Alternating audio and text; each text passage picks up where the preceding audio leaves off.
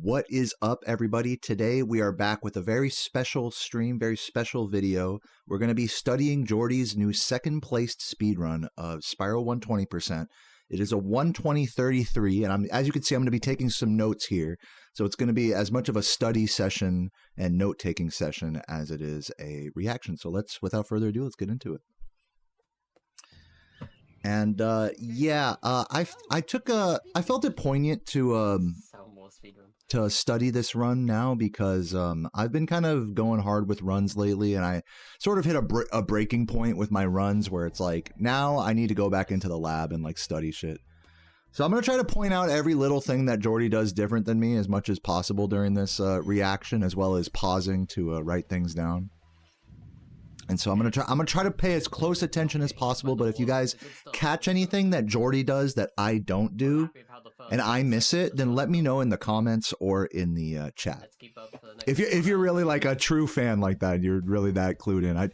I'm sure most people watching are just stoned as hell and don't even worry about it. Probably aren't even watching that closely, and that's fine. He's diving really low here, so I'm just gonna go back to the start of. I kind of want to talk about this momentarily. Is in the flight levels, I don't dive bomb as hard as most other people do, but Jordy does dive bomb pretty low. I'll make a note about it. And let's pause real quick before the flames.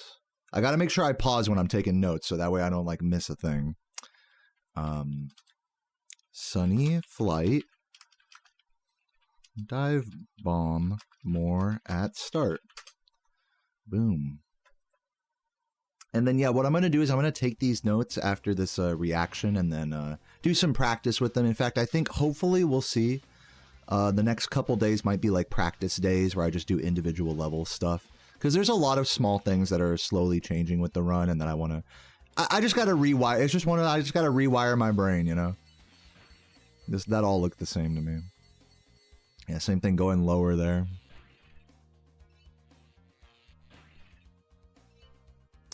I gotta rewire my brain. The way I am with speed runs and with all this stuff is like I'll just do runs like kind of mindlessly for like weeks or months at a time, and then I have to like fully stop and like rewire my brain with like the route. I think a lot of speedrunners can relate to that.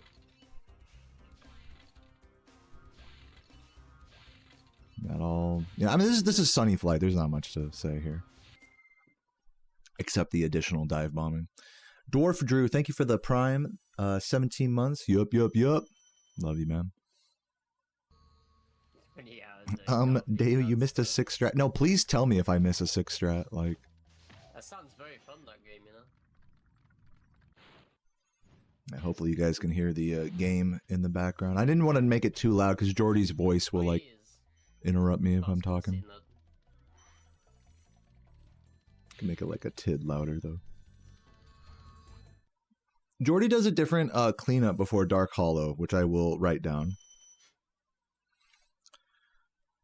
Pre-Dark Hollow cleanup. I'll look at it again. I might not do it.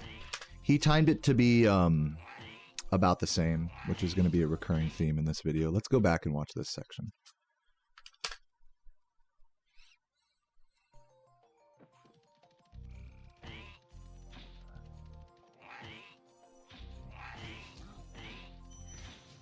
Okay, big idea with that jump right there. I do that jump already, but I don't do the flame before it. Which here in his run didn't matter, but sometimes there's a frog like that frog right over there. He'll get in your way. See that little fucker right there? Little bitch. So yeah, let me write that down. Dark Hollow. Flame before first boost. Flame before first before. There we go.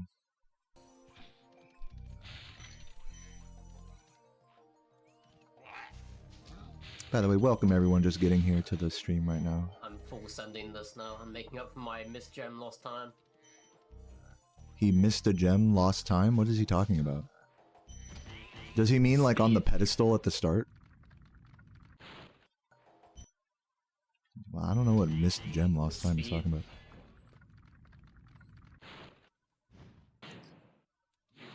Oh, he missed a red on the way to hollow. One of those three. See, I missed that. See, that's why I'm glad I have you guys. Tell me about that stuff. I'm telling you, this is a team effort, this reaction. This is a study sesh. With the chat, participate. You know? What's up, Tulu?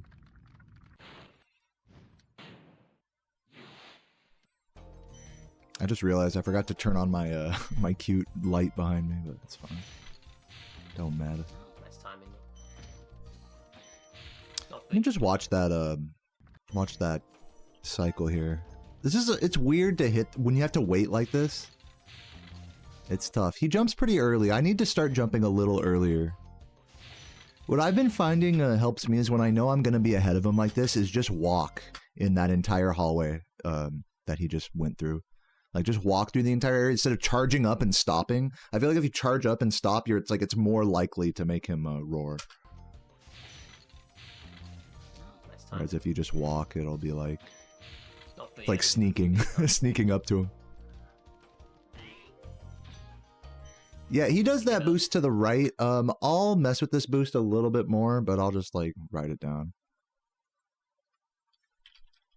Flame before first boost. Second boost to right. He does that to the right. Also, this is kind of a random super like optimized thing, but if you perfectly touch, and this is like a thing I'm gonna point out. I'm gonna actually write this down. With key chests, there's a lot of them where we activate them suboptimally. That is, like we let a gem pop out before we grab it. Now, generally, this doesn't lose much time, but ideally, you are like, it's really tough with the key chests. I'll explain it in a second. I'll explain it more like in later levels where it's relevant. But yeah, I'm just gonna say, look, key chest. This one is a really hard one to get all the gems right away from, but it is possible. It's possible on all of them.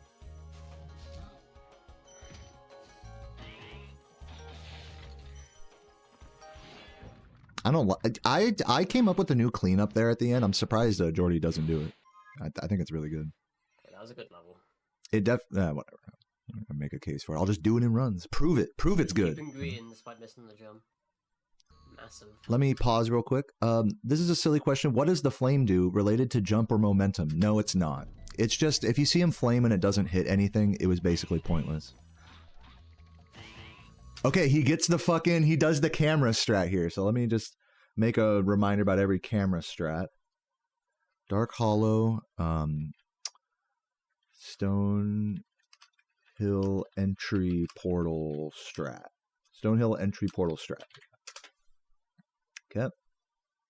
What's up, IDK? It really worked. Yeah, that actually didn't work how we wanted it to. Yeah, because when the camera came around like that, that's what we were trying to avoid. It's really hard to get this strat like exactly right, but it's annoying to practice too because the practice codes are fucking. And, like, portals, though, At least my practice codes are like hard to reset that. Yeah, hopefully I'm not competing too much with Jordy's voice here. I think hopefully he's like he's quieter enough than me that you can still hear him, but like it's not too cacophonous. Shut up, Jordy. Touch the pole, you have to go through the load. Sucks. What was he talking about? I wasn't even paying attention. Did I? Oh, you know what? I'm gonna make a note of this. I already happen to know this. I don't have to go back and. Well, I'll show you guys since we're doing this reaction. Is back here. You can actually do the fountain like. And you can do look at this. Like, he doesn't do the full hop here. Those jumps he did were kind of more on the full hop side, but you can like optimize those jumps a little bit more. Go back into the mode again. Which I don't do. That's something I need to look at. So make a note for those. Fountain jump. Fountain jump. Smaller. Fountain jump smaller, I think. Smaller jumps. Say it like that. I'm trying to like write it in a way that I'll understand later. Once you touch the portal, you have to go through the load. So. Yeah, I noticed that in your video, Tainu, that, let me pause real quick. I noticed in your video looking at the portals that you used the practice codes to time them, but like I don't know if I'm just doing it wrong, but whenever I try to load a state after touching a portal, I can't do that. So maybe I just need to download like a new version of the practice codes, maybe.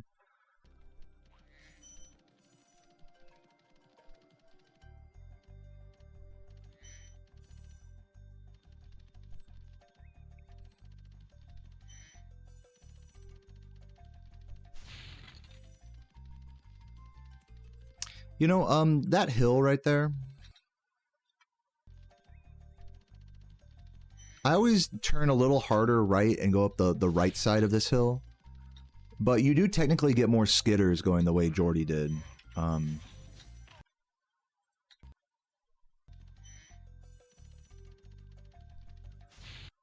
don't like how much harder this turn is.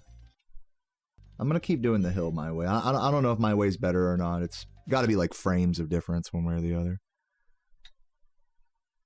But yeah, I definitely like doing it more to the right. I'm studying. I'm not playing right now. To those of you guys just getting here right now, I am watching Jordy's PB.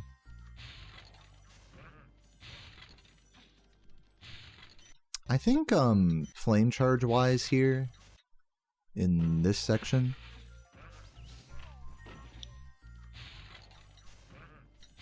is it better to flame charge this first box? Like flame charge the first box, then flame charge the yellow guy, and then the box? I'm gonna make a note about that. Fountain jumps, smaller jumps. I'll just make notes about all this stuff I'm like thinking about. Hill. I'm gonna say time hill strats.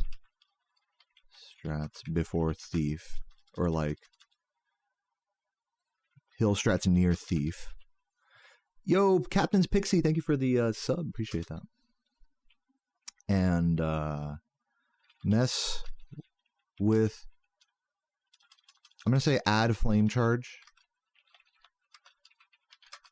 Down, where would this area be called? Down before whirlwind, I'll say. There's like a name of the dragon that I forget. It'd be easier if I knew the names of the dragons, like, oh, over by Bastard or whatever the fuck his name is. Over by Derek. Gildas. Of course, how could I forget about Gildas? I actually do the Tainu strat there, which I'm getting better at. Sometimes it's good, sometimes I fuck up, but I do like that shot. Ooh, he jump charges that. That's interesting.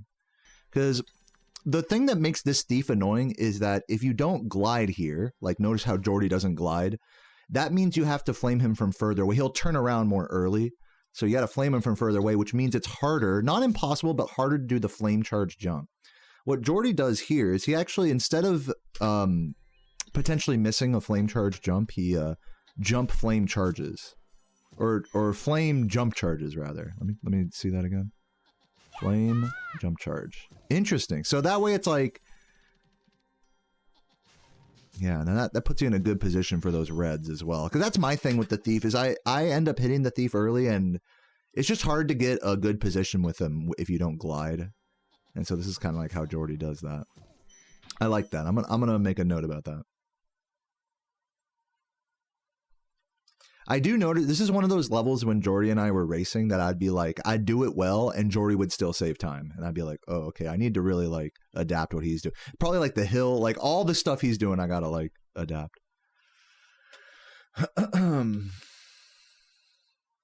Thief, flame. Okay, thief, no glide. Flame. It's flame charge. Jump charge animation. Boom. And Matt's excellent game time. Thank you for the sub as well. What up, everyone just getting here? Fiona, Tulu, everybody. Cheers. Got my coffee right here. I'm gonna go back because I turned my eyes away. Let me just see if he does this room notably. Not really. I will say this, on the exit of this room, I think I usually try to frame glide over that corner. I don't know if I don't think it makes a difference. The real difference with the cleanup here is seeing how far you can stretch that first green, which is like, you know, you'll fuck up a lot of runs trying to optimize that. Take it from me. Just based on the music cue, this wasn't a particularly amazing stone hill. It was good. It's good though. Not to say it's bad. It's good. All of this is like reference to this. Everything is good. Remember that.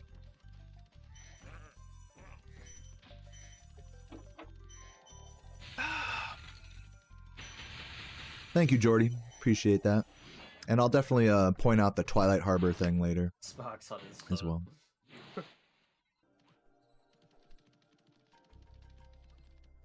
Any spots of the run you want me to watch out for? Any crazy moments that stick out to you from your PB? We got the man himself in the chat here. What, the equivalent to a phone is in Sparks as well. Like, is there like something that's even smaller than him? Thank you for the good luck, Shuckler. 636, 350 dark. This actually isn't like the fastest start here. Like Dark Hollow was a little annoying.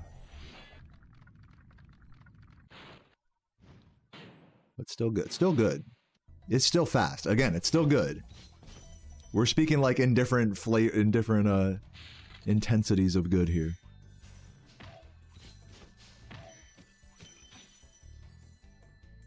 Yeah, Jordy spectating me, spectating him. It's like reactionception. Did I miss anything there? I feel like I didn't miss anything there. Nothing to really say. Hey, good start. Let's keep it up. There is an argument to be made, before I watch Town Square, I'll point this out. There is an argument to be made to jump charge after this dragon.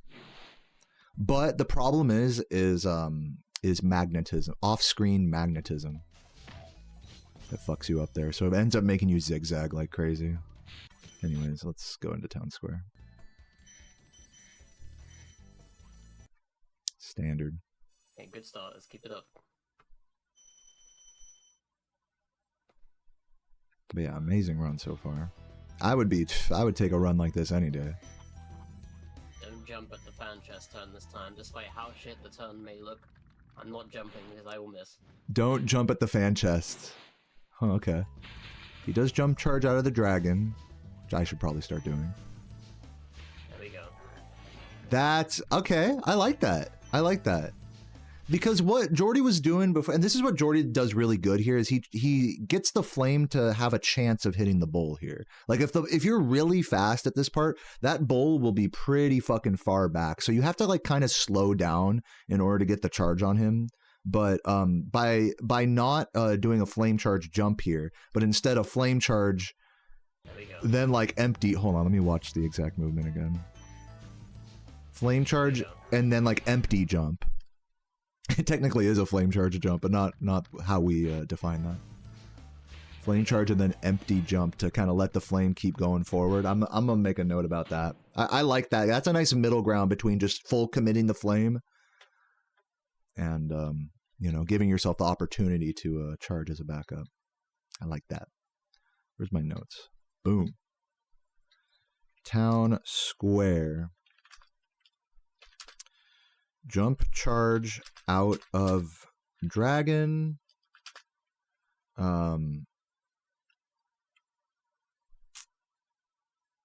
Fan chest, flame charge, empty jump. To stretch. I'll get what that means. You can also, just since we're talking about this section, you can technically do a faster jump here. If you like curve it in, if you like boost and then curve to the left, that's like technically the fastest way compared to this. You could like do the charge jump like boost to the left on the front face of the wall there. But makes the fucking cleanup even more like awkward. again, like, you know, trying to optimize that part is kind of a fool's errand because it just makes the bull harder to hit.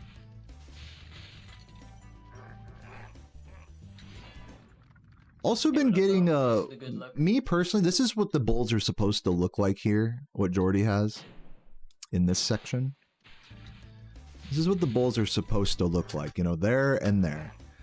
For me lately, I've been having some camera issues where like they've been like way off cycle, even when the bull goes like, okay, maybe I'm just being slow. I just need to practice this part. It's probably one of those things that'll fix itself once I start going faster. That bull, by the way, right there, I feel like that bull is arguable. Like, is it worth hitting him early? I might play around with not hitting him early. I'll make a note about that. I mean, I don't think it matters. I'll look at it later. It's one of those things that really doesn't matter. I gotta be poignant about like what stuff matters and what stuff doesn't. Jump charging out of those stairs, I still don't do that. I was looking at this the other day. Jump charge and then another jump charge there. I never do that. I always like fucking jump charge and then just like land on the second stair in such a way that you just walk like that. I mean, I guess my thing is slower, right? Like, I should probably do the jump charge. Like, jump charge, like adding it. You know what? This is a good way to think of it. Is like, you'll never be slow adding in a jump charge. You know what I'm saying? So I'll make a note about that.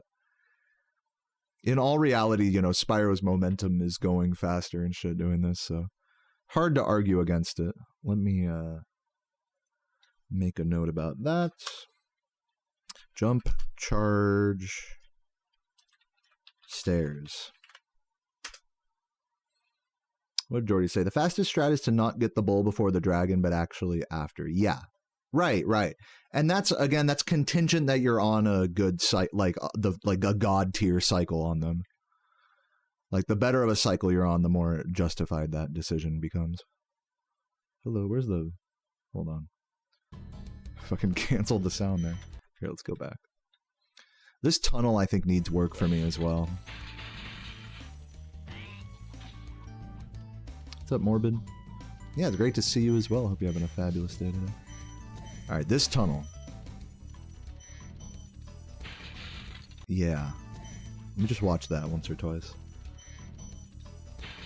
Jordy definitely holds the skitter here on these green gems longer than I do. And then just try to go for a super quick jump charge on those last couple. Yeah. Like, you can see the vision of what Jordy's doing here, and I think it makes the most sense. Great recovery, by the way, as well.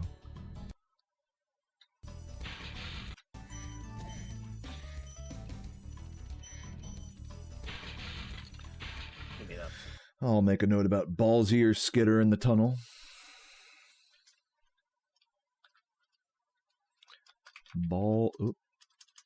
Ballsier skitter in tunnel.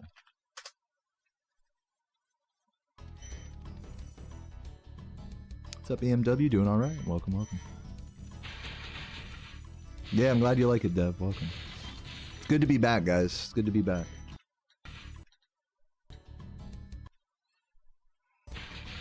Okay, let me pay attention now. Not that there's much to pay attention to here, but hey, I don't want to miss anything. This might be like a 2+ hour like breakdown video. I might have to take like a break midway through or something. Okay, so here's another thing is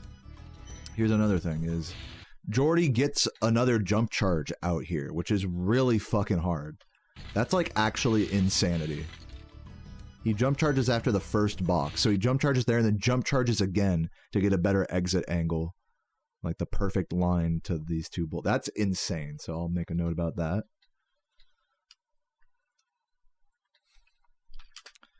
Second jump charge. I'm going to say second jump charge before bulls at end. Yeah, there's definitely some movement stuff for me to check out. Also, I saw Jordy kind of playing around with, he doesn't get it in this run, but I saw him playing around with ideas about, like, getting this red early. So it's like jump charge, then jump charge, or something like that. I think that he kind of goes for that there, it looks like. Hey, what up, Norc son? Thanks for the good luck. Okay, 8:59, we're cooking. It'd be cool to see this side by side with record. It'd be cool if, for a video like that, I've done videos like this before where, Nice. instead of just playing them like side by side, like in full, is lining them up at the start of each level. I've done video comparisons like that years ago. So that way you can really see like the difference between like, you know, people's PBs and stuff. Yeah. You know what Sparks is like? But obviously it takes more work to do that.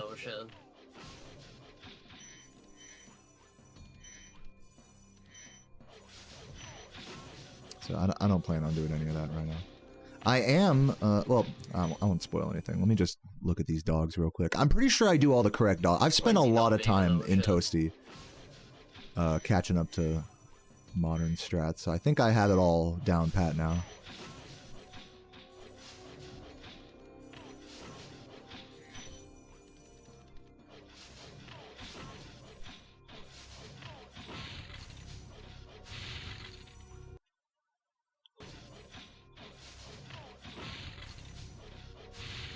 Wow, that's really good.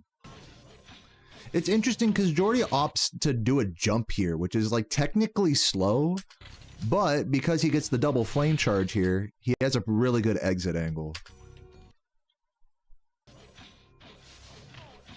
So I don't know if I'm going to start doing that or not. I don't know if it's worth it. I think there's like a trade-off there between doing the jump and having a good double flame charge.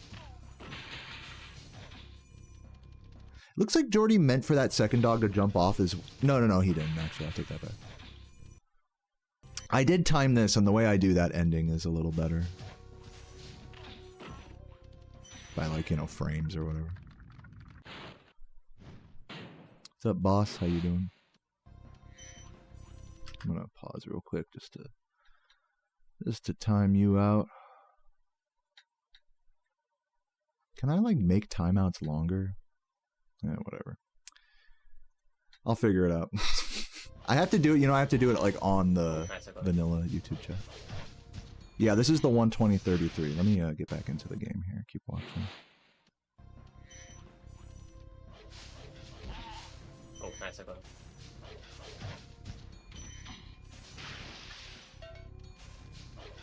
There is the alternate ending to Toasty. I'm gonna, you know what, for the sake of my practice, I'm gonna not do anything, and I'm not gonna change up anything in Toasty. I think Jordy and I have spent a lot of time in this level.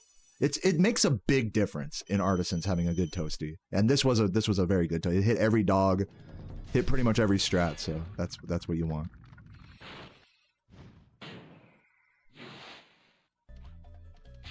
And yeah, well on the damn. I can't believe that it's like.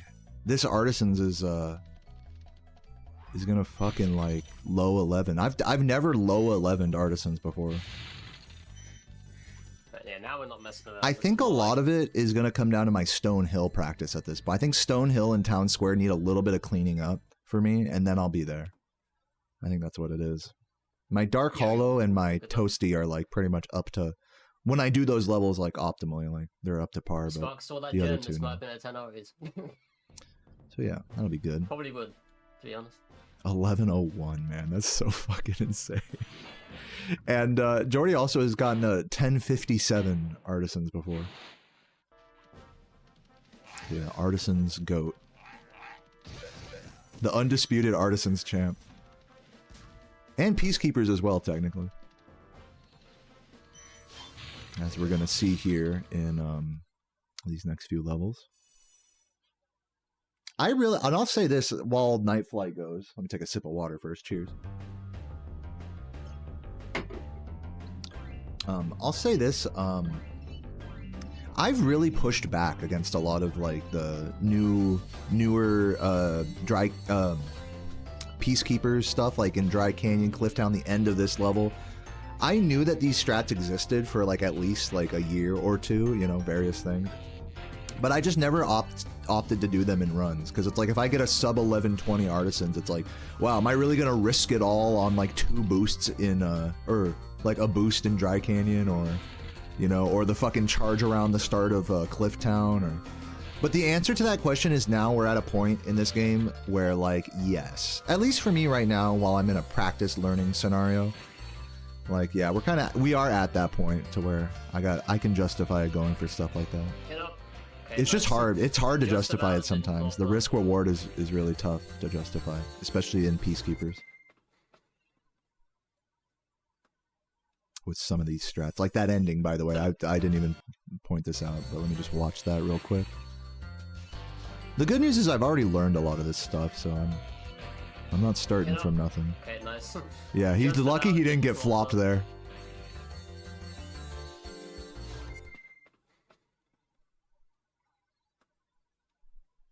Yeah, no, and Composer's in the chat right now. I'll pause just to talk about this real quick. Composer actually found a supposedly faster wild flight strat where you kill an early plane, but it requires a godly first half of the level. Like perfect first half of the level. Which requires a lot of really sus flames on the boats.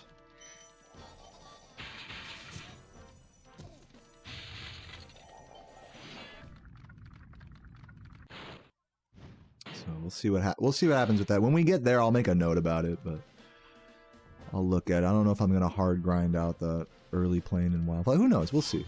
We'll see what my heart's telling me. I'm probably I like going for the. We'll talk about it more when we get there. I'm not gonna. I don't want to distract myself too much here. We got a whole run to go through here, folks. We're gonna be here for a minute, you know, pausing and rewinding and stuff. So lock in, you know. Theo with the gift to Norc's on. Got it pretty consistent, dude. We got the fucking pause. You know, we got the pause exit consistent, and that was something that I was like super on the fence about. So. Man, all this shit just takes a little bit of practice, I guess. Back to focus. Especially this route. Yeah, back to focus. This is a part of the run where you need to be so fucking locked in. Especially after a good Artisans. Flight level revolution. Yeah, we've changed night flight. If you want to count like bridge strat and I don't want to talk about stupid stuff. Let's stay focused. Stay focused. Good. Yeah, you're right though. You're right. Can't get too scattered here. This all looks normal to me, by the way. I've yet to see something that changes my outlook. This is all pretty normal. I actually on that guy, I'm pretty sure like Laura and Composer both do like a faster version of him. I think. What the fuck?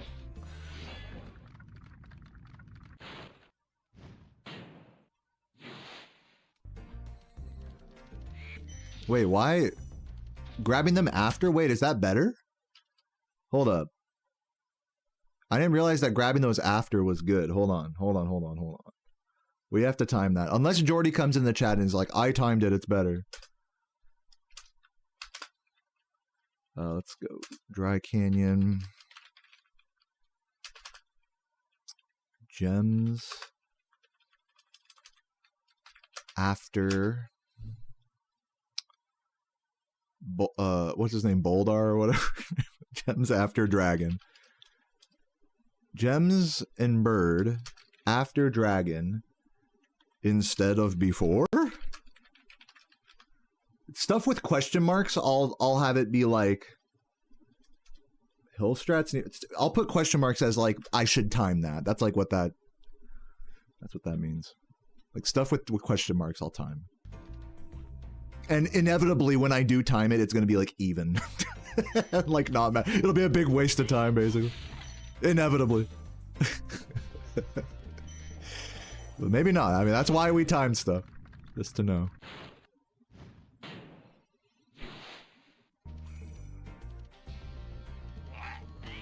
Oh, he just charges that guy. I like flame charging him.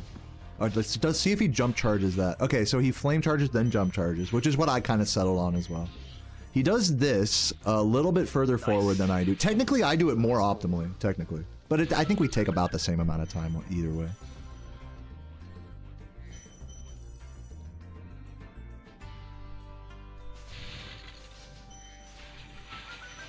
Okay, dude, this is like a really small thing, but this blows my mind. I'm probably not gonna go for this, but that jump charge, dude, that jump charge into that fucking key chest. I mean, I'll make a note of it just to look at it again. It's just so like aggressive for like one frame of like of mode. It's just so funny. It's like arguably not even fast. That's how like extra it is, but I love it. I fucking love that. It just I think what it is it like shows like, all right, like trying to keep it moving forward as much as possible. I think that's like kind of, it's more like making a statement, if anything. You know what I'm saying? It probably is fast, honestly. Let me do that. Jump charge key chest. I'm gonna put that in there. It's so fun. It's so funny because it's right after a charge on a fucking fan chest. So it's like charge and then jump charge and then charge. You know, it's like super stuttery. Yeah, he full on charge jumps down here, which makes sense. Let me just watch. I'm gonna watch this whole section one more time. This section's really annoying. Oh, he flame charges that guy. Flame charge him and then flame charge him. Yeah, I don't think that's necessary. For how close you already are to him. Oh. Sorry, I went back. Dude, he gets like all the way off the ledge before fucking flaming. That's crazy. Yeah, because sometimes I have problems hitting this guy because I do it from too far back. It's fine. Just didn't get a gun. Yeah. Hey, Cycle, thanks. I've never timed it, but I'm told that gem cleanup is faster before the dragon. Alright. Let's see. Jumps. Oh, I got up. Yeah. He meant to... I think he was like thinking he was... here's what happened here. This is so funny. Is he... When you do this and you miss, you end up going behind the rock into the lava. So you want to go left if you think you're going to miss. So he thought he was gonna miss, so he was like holding left to like keep going around and retry.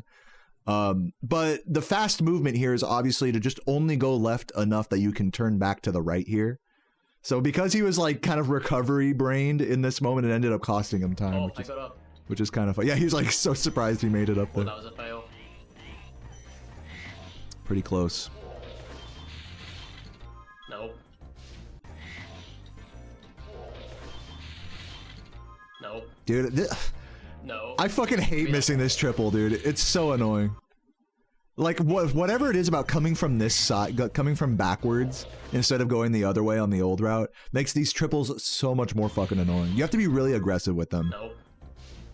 No. Give me that. God damn, dude. That's the shit that makes me be like, bro, fuck task route. Fuck task route. Just that ending right there, fucking it up is like, ugh, I gotta get over that. All right, I'm going to pause real quick and move my webcam because now the splits are elsewhere. So we're just going to move the camera to match with them.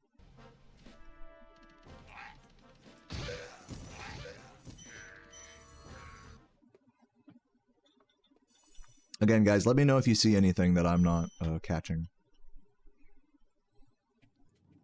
Move my cam down just a smidge. Boom. Okay, this charge right here. I'm gonna watch that whole start one more time.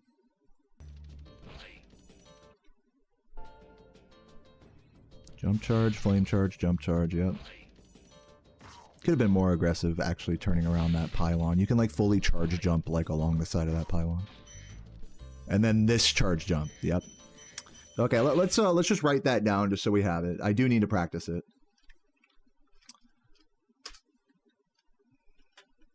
Town Square. Dry Canyon, Clifftown.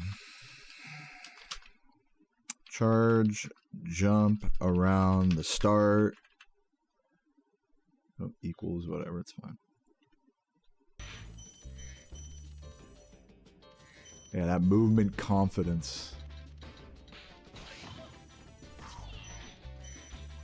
Let's see if he gets Mama Proxy. You know, actually, there is a Mama Proxy 120% route, but I've messed with it before. There's actually several of them because doing the birds backwards is its own whole route. But yeah, I don't think it's ever like been full on proven that it's faster. It's just been theorized as being faster.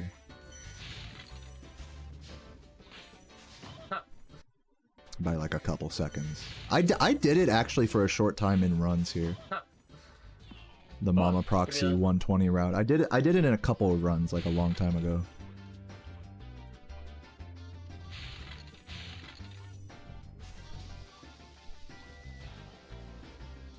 Yeah, but again, the annoying part is just doing the birds backwards. Like, the birds are already annoying going forwards, so if you go at them backwards, you have to, like, fully...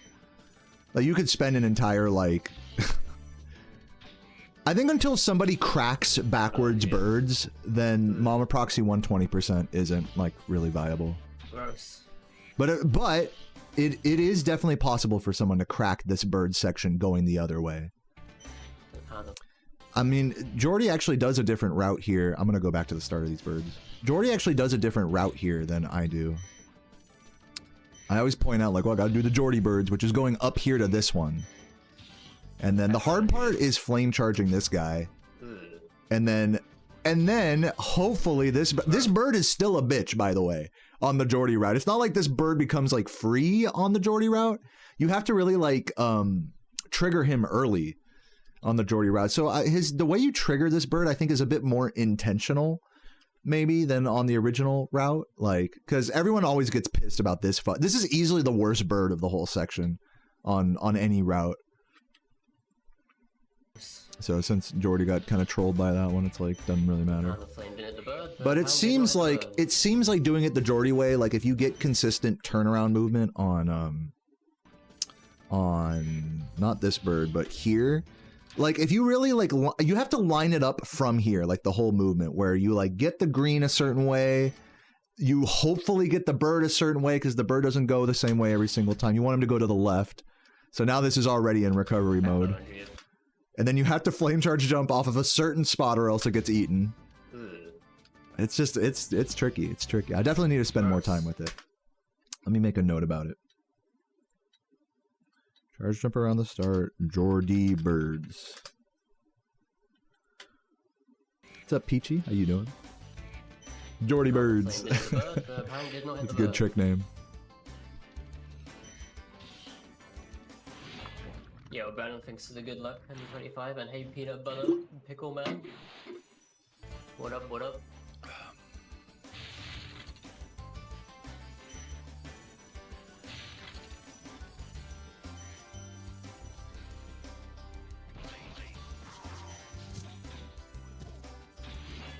The other thing about doing a Mama Proxy route here that's really annoying is grabbing that thief. Because he's like all sorts of wonky coming from the other side. I think. I don't know. It's been ages. I definitely do recommend someone look into it though. Yeah. I adjusted my movement that thing and I had to go back for the jump, so whatever. Nice. Hey, good extra jump charging here. I'm really trying to pay attention to when there's extra jump charging compared to my movement. I had to go back for the jump, so like right here. Jump charge, and then those two. I like that. I'm going to make a note about that.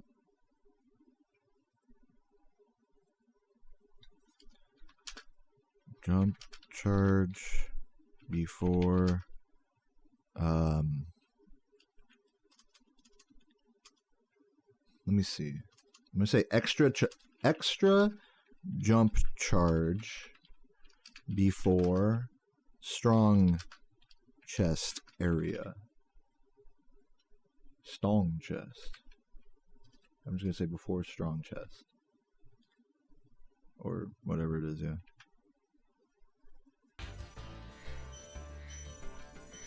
Nice, got lucky with that sparks grab. What's up, Luca? The penguin is a flightless bird, yeah. They're penguins now. In Clifftown. They're basically, if you think about it, the Clifftown vultures are basically just desert penguins. Dude, this is a whole ass mess here. What happened here? Oh, you missed that. Yep. Yeah, that was some bullshit. Was that what happened? She was invincible there? Or did the flame miss? Yeah, I think the flame just missed.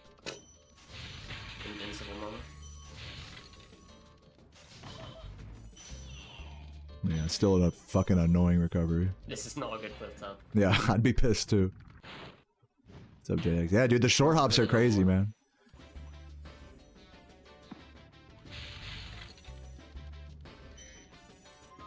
It's so funny how like speedrunning this game has become, or this category has become, like battle of who can do the most like short hop chart, yeah, whatever, jump charges. Battle of the jump charges. Like we just squeak them in anywhere we physically can. Even right there, I think he jump charged there, right? Yeah, he does. See, I don't do that. This is why I gotta watch this shit. You have to watch with like a magnifying glass to see it.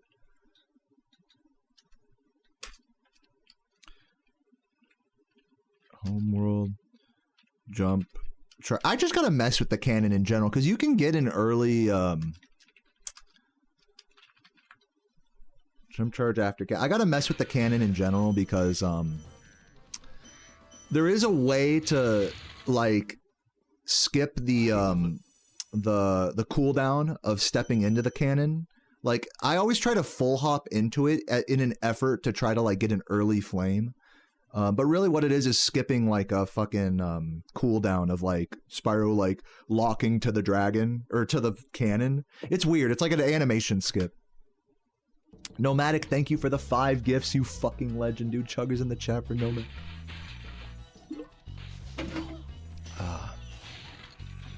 Love you, Nomadic. Hope you're having a great day today.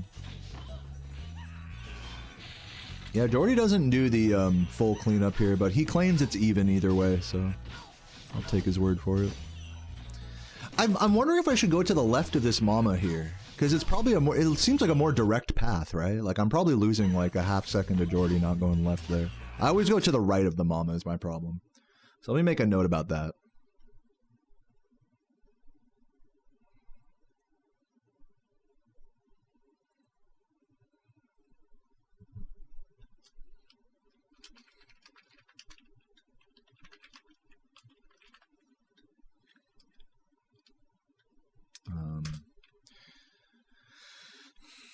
Mess with early flame cannon, so I know what I'm talking about. I'm taking notes here. Dr. Shemp. Dr. Demp. Shemp. Flame mama before tower to flame her right so you can go left. Flame mama before tower. Actually, there's another mama. Hopefully I know what this means.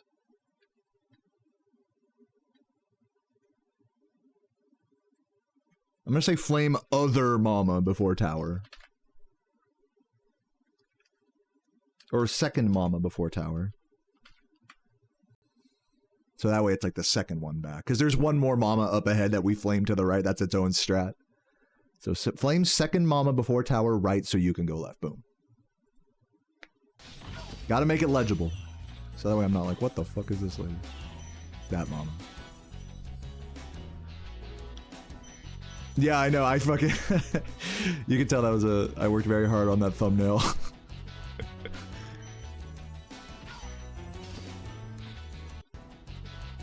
If Jordy, this is a funny thing, is if Jordy used like face cam or something, I would have put his like face or something over the over the fucking thing. Oh, best not to get too controversial.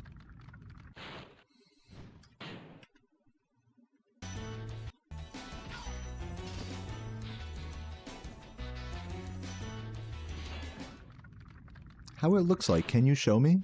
No. Dude, I should do this slide off right here. This thing. Yeah. I do like every other slide off in the run. I don't know why I don't do that one. Edge slip. I call it a slide off, but yes, edge slip.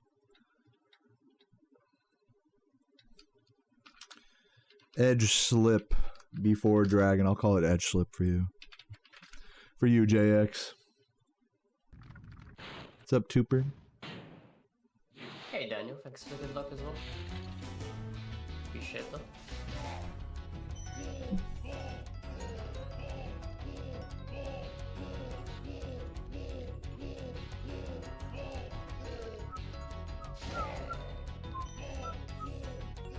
You know, there is technically a crazy swag strat here at the start of the fight. Where you can, this is like crazy shit, but you can technically let him keep running and then instead of flaming here, let him keep running towards the dragon. Don't collect the dragon and flame charge jump into the dragon.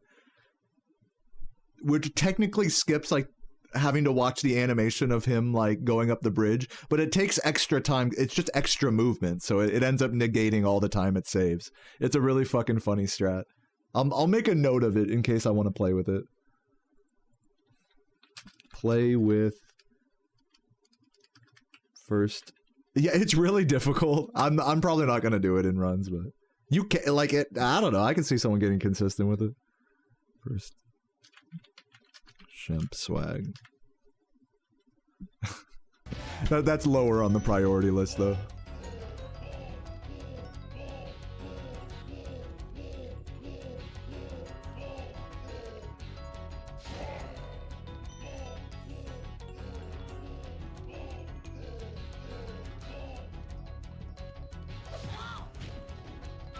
I think he does another jump charge there. Yeah, I'll mess with that. Jump charge cycle 3. This is going to be an annoying one to practice, but I'll try it.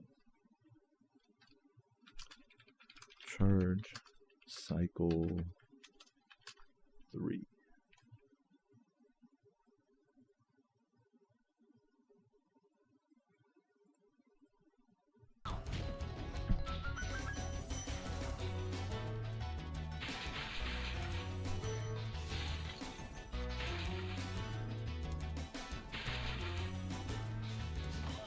This ending doesn't matter for me. What's my favorite level out of Artisans and Peacekeepers if I were to choose one? I don't know. Ice Cavern? I'm going to go with Ice Cavern on that one.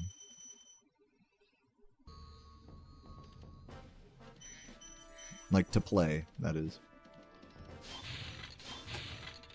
And then in a close second would be Dark Hollow.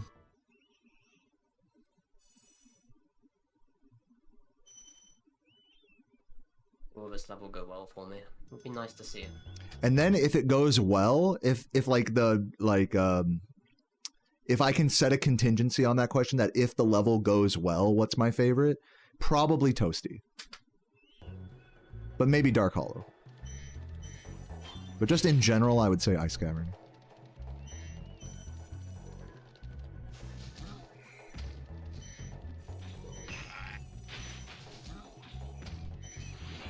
Did I miss anything there? I wasn't paying close attention. There's this strat, which I already do. Shout out, somebody came in my chat earlier and was like, you should do this. And they weren't even like a speedrunner. I was like, yeah, you're right. I forgot who it was though. If you want to make yourself known in the chat or comments, feel free to enlighten me.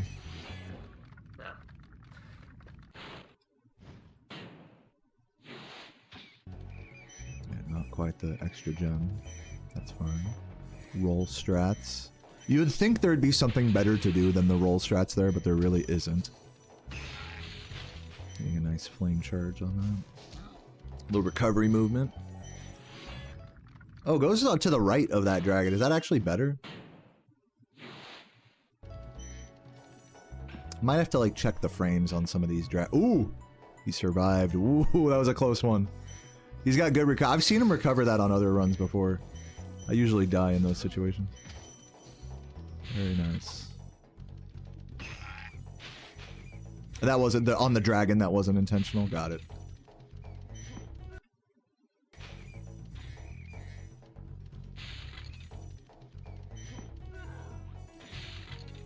I think he tried to charge jump into it, but got skittered. Ooh.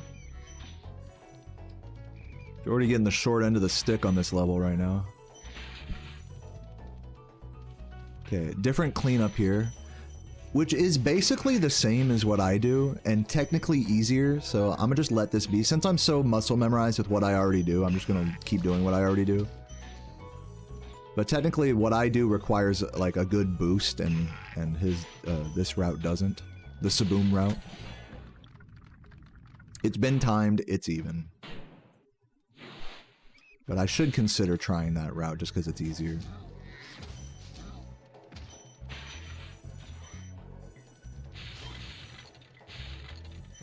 Do a little skitter before hitting that dude. What dude? I'm going back. You talking about this guy? Or are you talking about like way back here, like one of these guys? The thing about you, I think you meant like right here, right? See, there's a skitter there.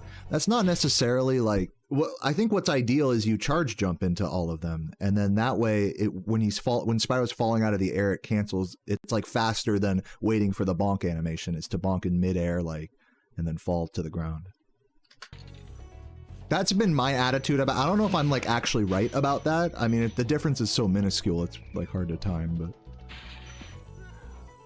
Nobody seems to do that. Like, I seem to be the only one that, like, does the whole, like, try to get a max height charge jump on them. So that way you fall out of the air to skip an animation. Basically. So that's my logic with those guys.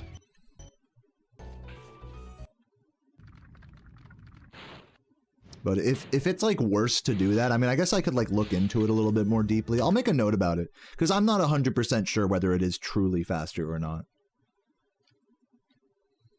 So I'll make like a note about it. Since it does apply to so many enemies in this level, I might as well like do some like really shitty timing of it. Charge, jump into big guys good. Yeah, it's very minuscule difference and very contextual difference as well in terms of how you hit them. So if you have to go more out of your way to hit them with a full height charge jump than otherwise, then certainly it's not faster.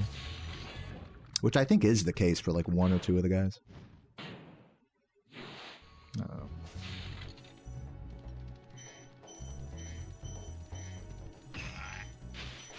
This room I need to work on.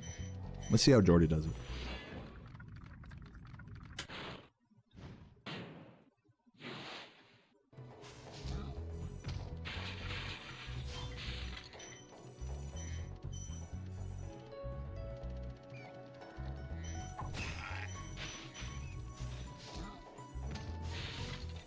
Yeah, I'm gonna pause right here. So going back to this room here.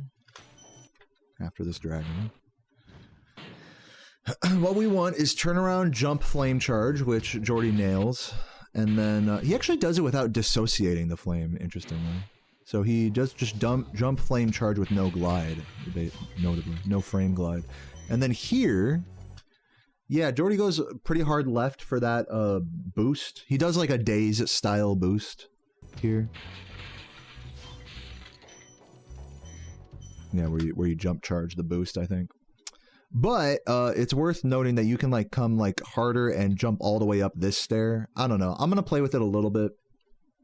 I don't think it really matters one way or the other because even if you hold charge jump here on this stair, like you'll still just be going up the second stair like without losing any time. So I don't know. It's gonna be I'll have to time it. All this stuff is just like you gotta time it. It's just dumb. It's dumb because it's so small. It's just genuinely really hard to time. Ice Cavern, charge jump into the big guy is good, and then mess with. But I'll just say mess with boosts like in general here. This you know that applies to two sections. The boosts for me.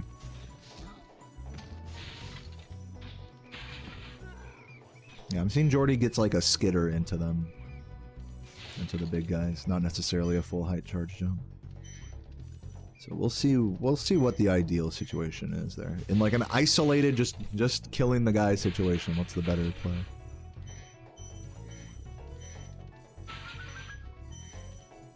Yeah, and I'll make a note about the key chest at the end to see if I can get the better this is one where like getting the optimal key chest is a time save. Mess with boosts.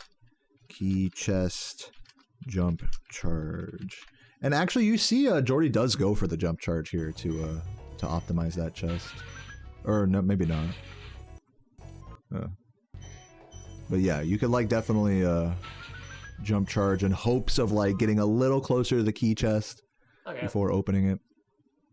I did as good as I could, though, to be honest. And then that way, you don't have to wait for the last blue there.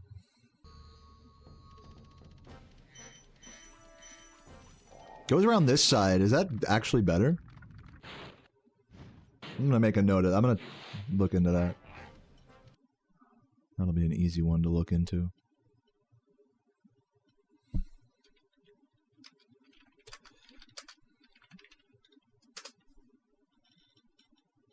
Has anyone 24'd yet? No, I don't think so.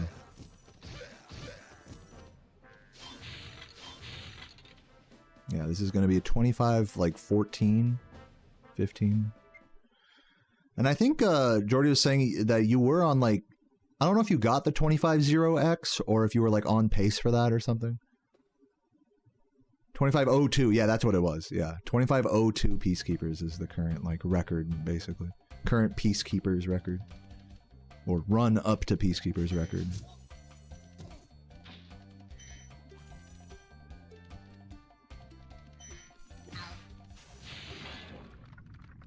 Or run up. It would be called like run up to Magic Crafters or Artisans and Peacekeepers record. And the names get more convoluted as you continue through the run. the Artisans, Peacekeepers, Magic Crafters record, and then the record. What was that bonk, dude? Hold on, I should probably like go back and like look at this homeworld a little bit. I was paying zero attention. I'm starting to get to that point where I might need to like take a piss break. So I might do that here before we get into Alpine. Let's just watch this homeworld real quick. Looks normal. Everything normal so far. I'm pretty sure Jordy squeaks out an extra jump charge here. Or he squeaks out a flame charge here on this box. This one. Which is pretty nice. I'm gonna make a note of that because I don't normally go for that because I'm stupid. Magic Crafters homeworld. I'm gonna say last homeworld. Last, because this is like chronological notes. Magic Crafters homeworld. Flame charge box after dragon.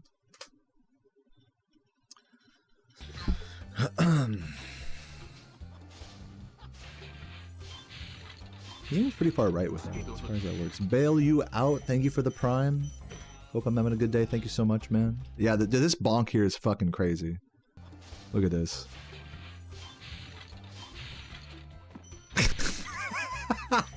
Like after the platform is like fully gone down pretty much. Like the hitbox is still like the last like little crumb of that hitbox was still there. Oh, that's funny. What's up, Go Eagles? Here, let me, I'm gonna pause real quick before Alpine. I'm gonna take a quick piss and I will be right back. Whoa, shit, I just spilt water everywhere. Actually, I might take like a 5-minute break and like make some coffee, so don't go anywhere. I will be right back.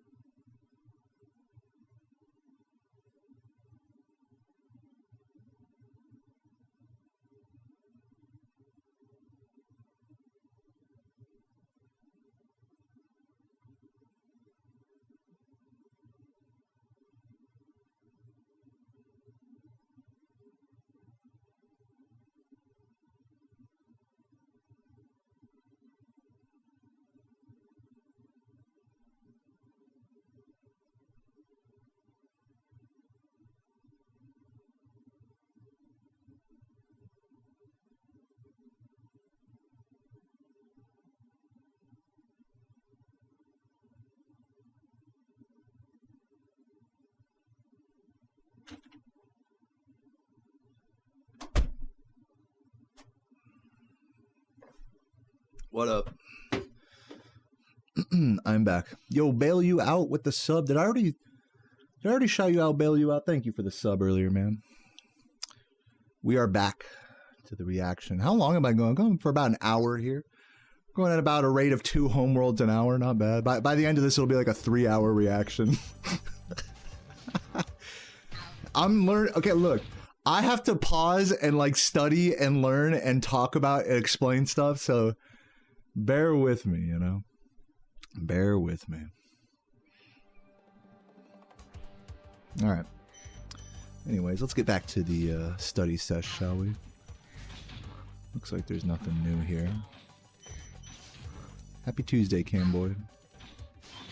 Nothing new under the sun. You can technically optimize those 2 spring chests, but it's like fucking super not worth it. Hey, nothing new here.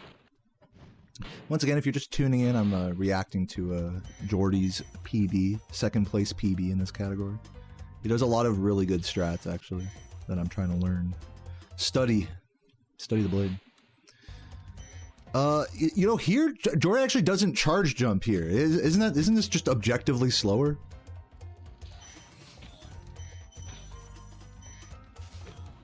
The charge jump isn't even bad there.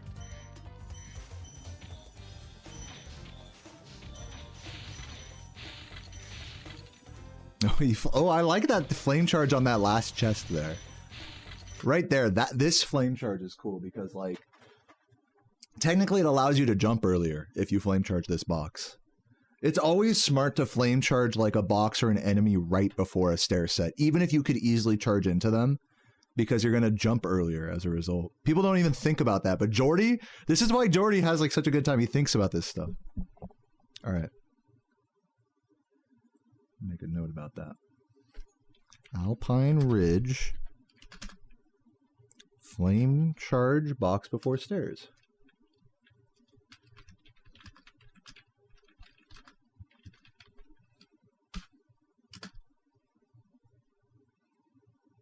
If you're on the optimal cycle, no, it doesn't matter because you have to wait for the stairs anyways. It's a good point. There, it doesn't matter. That double flame charge is nice. Good to see Jordy does that. Yeah. I don't get to see the whatever Jordy's optimal. You know, here's another thing: is this room? You know, people have come up. There's like the IL version of this room is like so crazy. It's like grabbing the 2 chests on the right first. So I might look at it. It's like a double flame charge on the right, then like grabbing the gold out of the air as it pops out or something. Pretty insane. Pretty intense. Something like that. I don't know. But yeah, I'm gonna make a note about it. Flame charge box before stairs. Triple box in tunnel. I'll just put it like that. IL strat. I'll say IL strat. I don't know what that means. I've looked at it before and not been convinced by it. A double flame charge. I like the single double there. But yeah, this is all off cycle, so easily makeable. Again, ideally here, if you're like ahead enough of cycle, you can just jump and glide like on top of this and walk it out and grab everything. But I feel like in 120, it's so hard to actually, even if you play it well, it's hard to actually be that ahead of the cycle to where just charging around like this isn't better. Or charging around like the back. But technically speaking, charging around the back is like suboptimal. So it's just like, fuck. Green for now. You gotta be on the right fucking cycle. Because you know what sucks more than charging around the back? I'm gonna keep ranting about this. I'm sorry. You guys gotta bear with me. The thing that sucks about, you can just charge around the back of this, right? Which Jordy would have like almost did, but the platform came down early enough. If the platform's up here, you just charge around the back. But that's slower than going on top and being fast. But it's faster. It's faster to charge around the back if the platform's about to come down.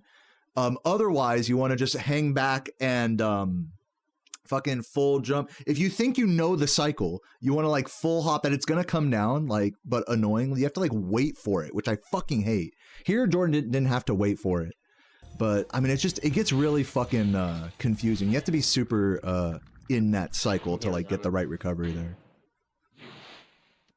green for now. We'll see if we're green after the high cave.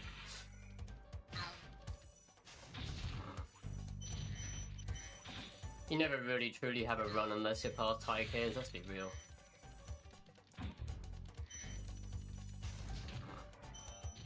You skip the left chest? You talking about these ones? Here? Oh wait, here? Those? Surely you're not talking about those, right? These? These two chests?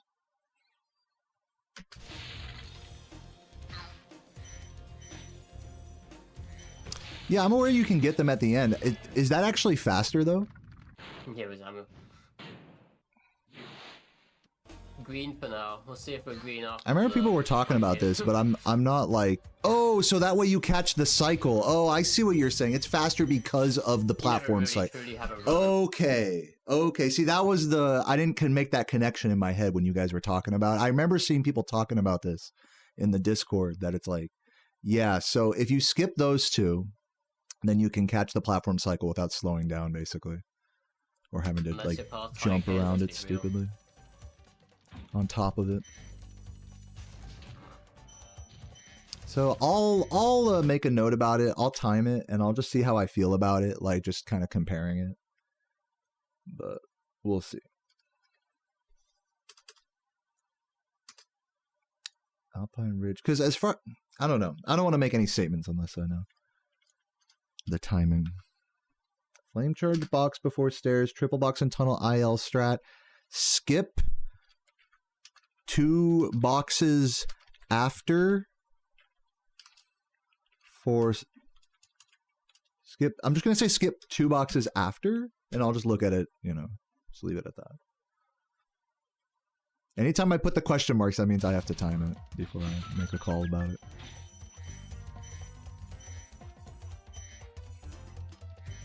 Yo, Jez, thank you for the Godspeed. Yo, JT, thank you for the raid. Hope you're doing well. Did I miss anything there? It's like I can't look at chat for a second. I gotta make sure. Jordy's gonna pull a fast one on me. Hit credit skip 2 while I'm not looking.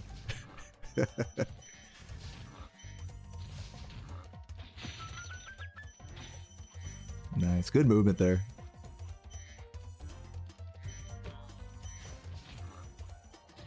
God, this looks a lot like my, dude, I'm not even kidding you. This looks a lot like my movement there. That's like to a T my movement there.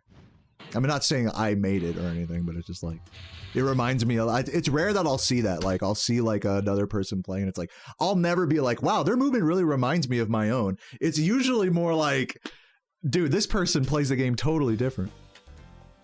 When I watch someone, but like certain sections of this, I can tell Jordy has really studied and adapted what I do, you know, which is cool. Not that what I do is particularly unique there or anything.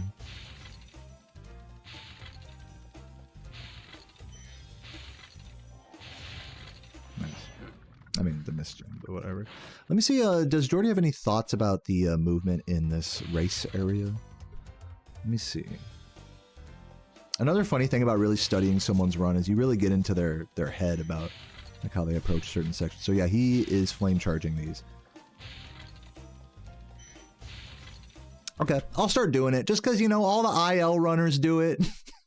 You might as well, I guess, since like charging through on the slope is like, I don't know. I'll make a note about it. Just those couple of extra boxes so that way you can turn a little harder out of them. Might as well do it. Skip 2 boxes after flame charge boxes around thief. Flame charge boxes around, no, I'm just going to say around back. Flame charge the boxes around back. We're learning, we're learning.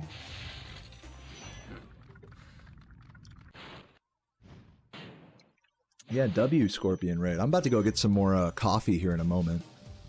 I just had to put it on to brew earlier, but it should be about ready now. You can technically... Okay, here's a funny thing, is when the gem is in that position, I just learned this recently. When the final gem of this level is far enough back on that platform like it is here, you can actually just charge jump to the platform and then jump charge into it. Like, you don't actually get close enough to it that Spark sees it You know, you could really be, but if you get bad gem RNG and the gem lands towards like the front half of this platform, then you have to, well, you know, you usually are better off. It's like a gamble to charge a jump to this island to save a couple frames.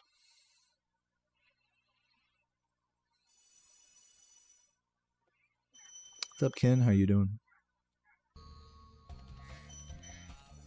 I'll make a note about it just so I can look. Since I bring it up, I'll make a note about that. Goes around back, charge, jump, final gem. Oh, and then the other thing is, well, it wouldn't be like, it doesn't even matter because Jordy was talking about leaving those 2 boxes. So I need to time that before I time this, you know. Yeah, so I'd have to time. That's the more pressing thing to time than how I exactly finished that last gem. For the time being, because it's not relevant if the other thing ends up being faster. So I'll just leave that off the docket for now. We got enough stuff on there. I love that. I love that that laugh there. That little snort. Look at this. It's like I always feel so stupid missing that flame charge too. Like I've done it so many times.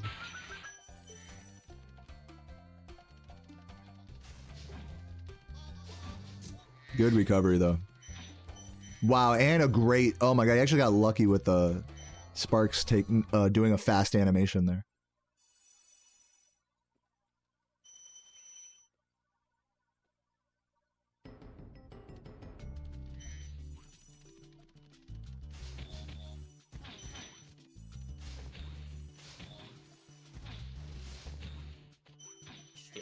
That's bad.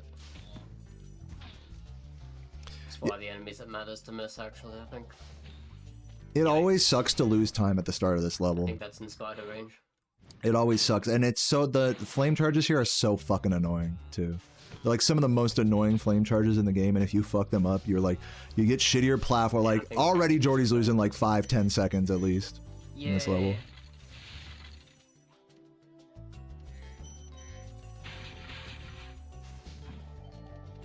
I'll call that one, I think I'll call that like 6 seconds. 6, 7. Give it to the old 6, 7.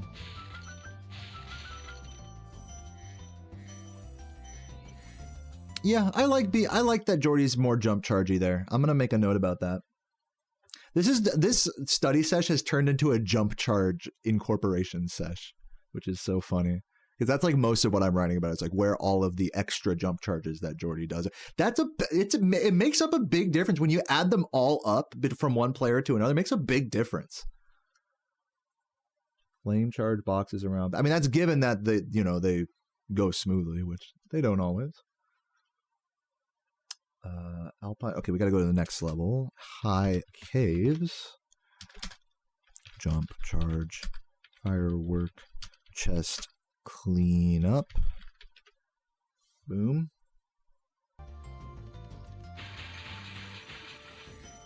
Yeah, I'll get to the end of high caves here. Oh, nice thief skip. It feels so good hitting that thief skip. Let me see this movement here as well. Hey, he does sneak in a jump charge there. Technically, you don't have to. Technically, if you turn hard enough here, you know. I kind of like it though, actually. This jump charge is growing on me. I like that. You know what, Jordy? I like this. I'm gonna start doing that one. I like that.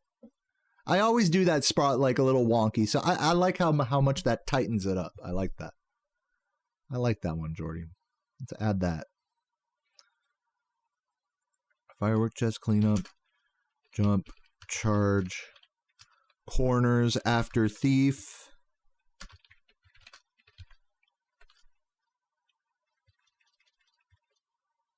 I'm just going to say jump charge corner after thief. Because I think he only does the one initial jump charge here, right? And then he doesn't do any extras. Like, boom. Yeah. Boom, jump charge. And then just, yeah, he's getting a little, he got a little stuck on the, it looks like he tried to recharge there, actually, after. It goes by so quickly. I'm going to play this part in slow-mo. Well, actually, I shouldn't study it too hard because he got a little fucked by it, so it doesn't matter. But yeah, definitely mess with a jump charge or two there. I like that. Let's not get too stuck here. We got to see bike caves after all. I wonder, before I watch bike caves, I gotta mention this ledge right here. This fucking ledge. Like, sometimes you could get like a crazy like boost on it. You guys know what I'm talking about?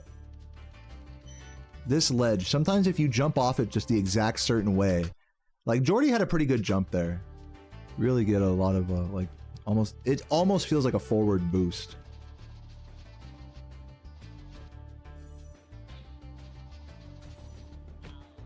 Yeah, I'm gonna have to kiss the fairy. You have to kiss the fairy. Why? The start was hideous. Oh, because he's scared about the spider. I thought he went for the bikeless. I thought he went for the cleanup here. Yeah, Jordy and I seem to flip flop on this, as we both flip flop on this recovery. Because technically, I think the better recovery is to just charge around the entire back of this room. If you miss one of the spiders, Well, basically it just fucked up the spiders. Like, the bike cave's full turnaround, you know. So we'll learn from it. But either way, it's like it's a 5 to 10 second time loss. So losing like 5 to 10 at the start, 5 to 10 here. It's we'll call it like a 15-second time loss in this level.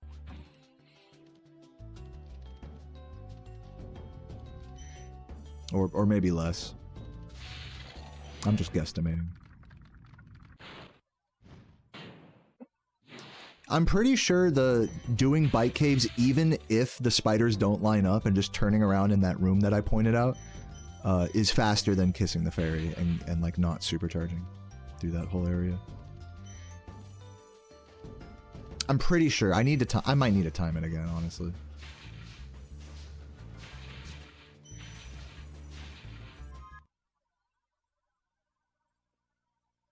Hey, Shadog as well, and Darky.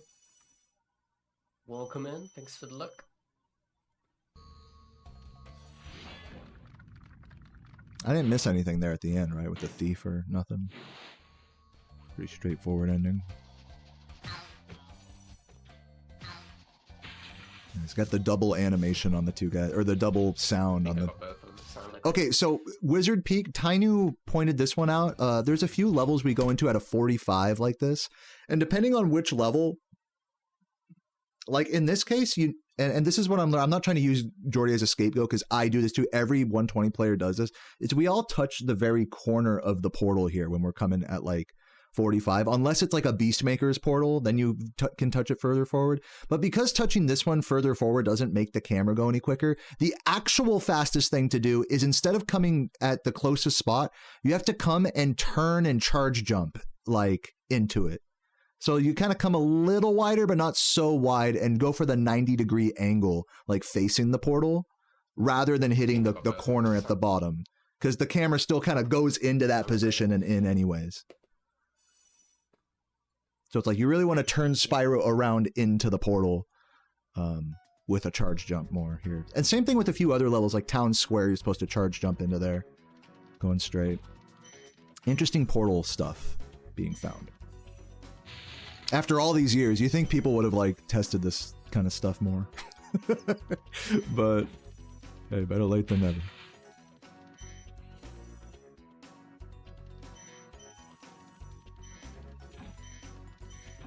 But yeah, I'll make a note of that, like Wizard Peak portal entry, just to kind of practice it myself. Oh, I didn't mean to do that. Do this. And then there's actually I need to practice this section up here as well. So yeah, Wizard Peak portal entry. And then we'll say, I already know what he's about to do here. Camera strats. Yeah, I'll just say camera strats. I'll know what that means. Portal entry, camera strats for Wiz Proxy 2. I'll say it like that. Okay. Yeah, I was going to say let's keep watching, but I think I'm going to take a quick break before I watch this section. I'm also going to fill up some more notes here for high caves. Jump charge corner after thief. And then also time fairy kiss recovery. I'm pretty sure someone's timed this before. Versus supercharge. Turn around. I'm pretty sure someone's timed this already. But I'll just double check that. Okay. We got all our notes. I'm going to hit the BRB on you guys real quick one more time. Get some coffee. My coffee cup is all out. And then we will watch the rest of this. Get some more water too. BRB.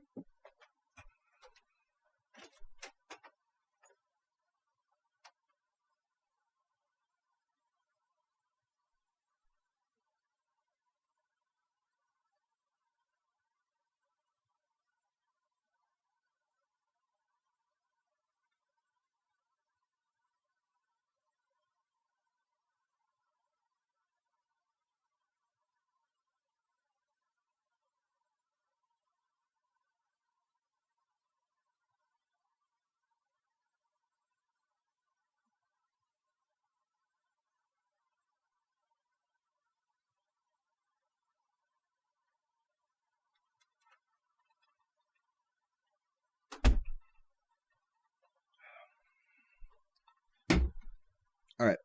Oh, I am back with coffee. Much needed. Let's keep watching. So yeah, like I was writing in my notes, Jordy here is going to do an alternate strat in the next room. Interesting, I couldn't even see it. Put it on the right side though. I've been going left with him. Where you hit both of those guys. And then that way this wizard cycle is further forward. Which is pretty smart. Pretty smart. So yeah, that definitely needs practice. I am not quite good at that yet. Yo, Necrofix, the good one. What's up, cool guy? Yeah, I like coffee too, man. What's up, Troy and Piccolo? Let me see how he moves right after this dragon, because I'm kind of curious. Does he do the two... Yo, Necrofix. I think this is just a jump charge. He does forward jump charge. Yeah.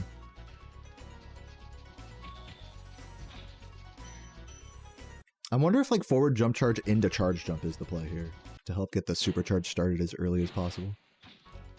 Jump charge, charge jump after dragon, but I'm gonna make a note of that anyways because I don't do it. I always just hold X and square like a fucking dummy there, like an old noob. For Wiz Proxy 2, jump charge after first dragon. Or I'll say jump charge, yeah, after first dragon.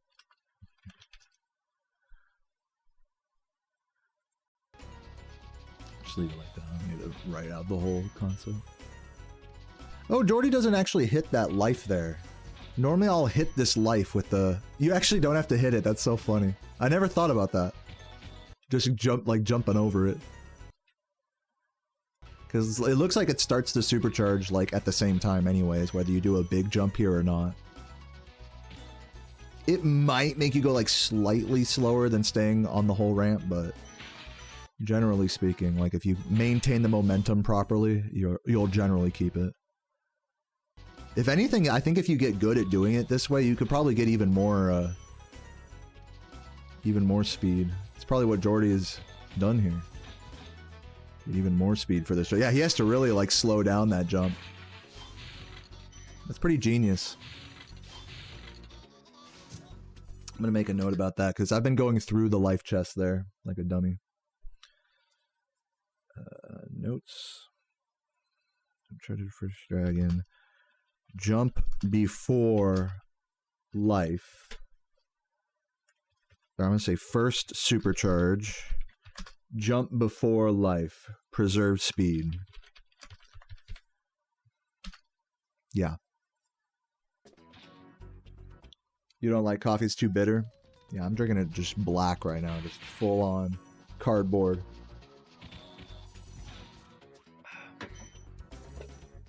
Okay. Alrighty. Man, that shit's good. I love that Jordy goes left there and dodges that box. I never thought to do that before I watched his runs. I think I've seen other players do that before, though. Nice, good double flame charge. Everything else seems pretty normal here. Welcome back, Mega.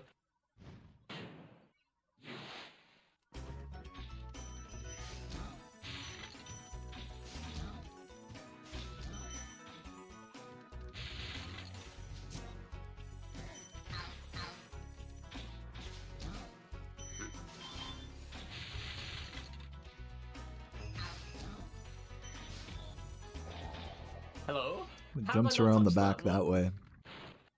Usually I do like the fade back roll into him. And I've seen other players do this before, like the full walk around the back. Hello? I feel like it's too easy to touch him.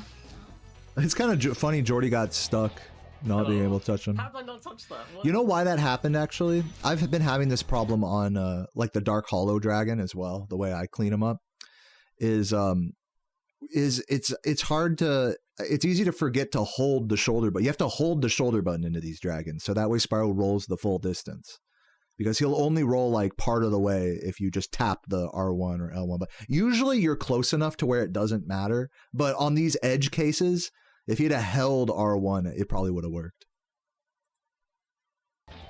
Hello? How did I not touch that? What? You mean game.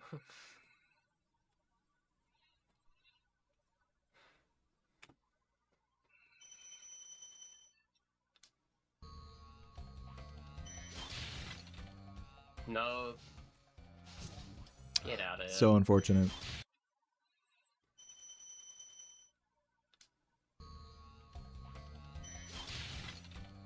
No. I'm just watching that section again to see what went wrong. No. So weird, that guy. You really have to like pull back, like on this fucking spring chest here, you really have to like short hop, and then like once you get the gem, immediately like fade back, like back right, and then you're like in a good spot. Here, Jordy just kind of more just goes straight into him, which you know, is tougher. No. Get out of here.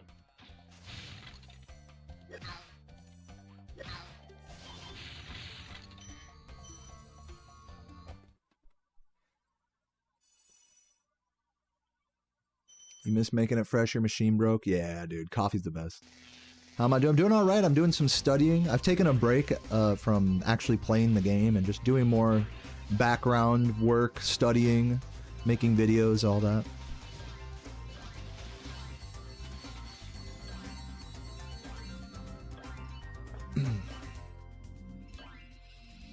Yeah, I got some good progress done on the video I want to do about Jordy and I's tie recently.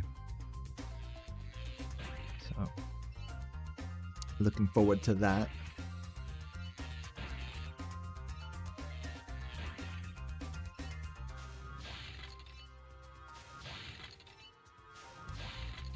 This all seems very normal. I'm not picking up on any new strats here or anything. Very boring flight level.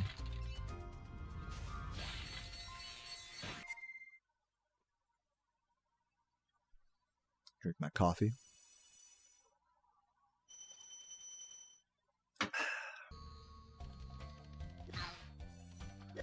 Ooh. I can feel it. I can feel it going down the burn going down my esophagus. Feels good, man. I gotta point the fan at myself. Just from drinking hot liquid, you know? It's like, oh my god, the temperature. But it's invigorating.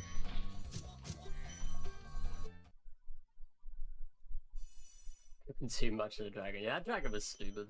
Yeah, so grabbing these guys early, I mean, it's, again, this was one of those things that's timed to be about the same as what I do.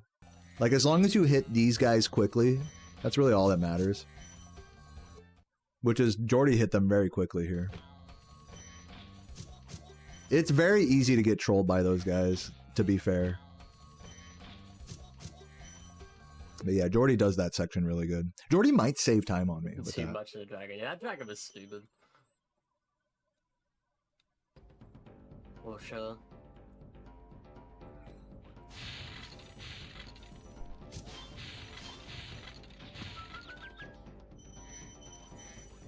Nice, good gem RNG. Wow, that Nudge actually Yeah, slowed the me down, pushback. Yeah, he said wow from the pushback. Yeah, we're not making this god cycle. Yeah. Just gotta wait it.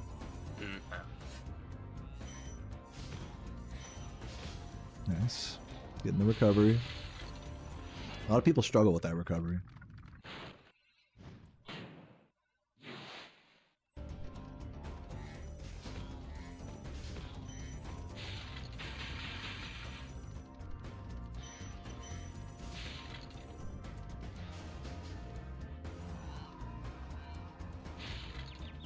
I kind of like... Is that faster? I mean, I guess it technically is closer to the firework chest, right? To just follow the... This way. That's probably faster, right? I think people have told me that this is faster in the past. And I've just never, like, incorporated it.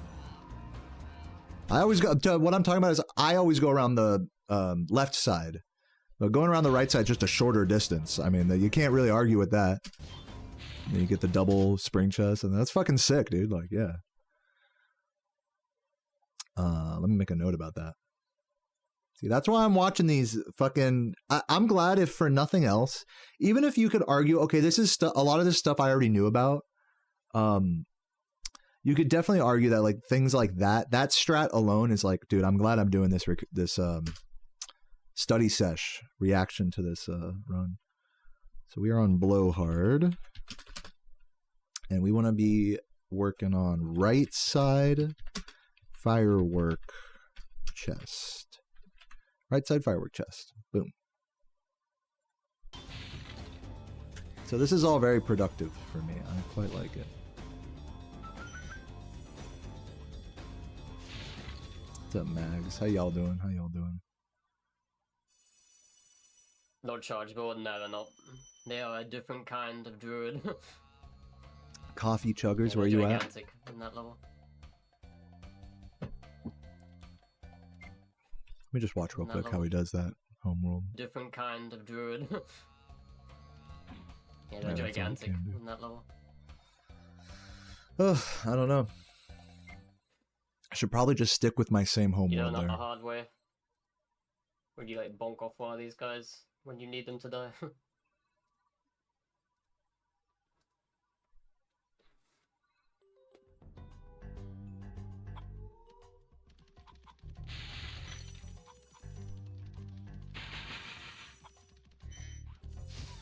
Ooh, we got dude. And I hate that shit too. That wasn't even his fault. That sometimes that chicken just trolls you. They totally trolled. And this is, guys, this is part of the problem with getting a good run in this category. Like the caliber of run that Jordy and I are going for.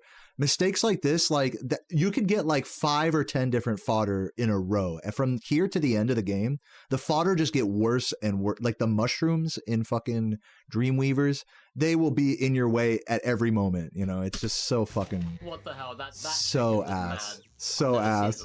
This game is so ass. That's definitely, I'll say it, that's probably one of the biggest RNG elements of this run is fodders getting in your way. Or helping you. There's also RNG with when you grab a fodder, not just their position and movement, but when you grab them, Sparks's eating time can vary between, I think, like 2 or 3 different animations, you know, which are different lengths of time. So you get a quick eat animation or you get a slow one. So that's also RNG, so yeah. Fodder are just generally like a big fucking source of pain, RNG-wise in this game.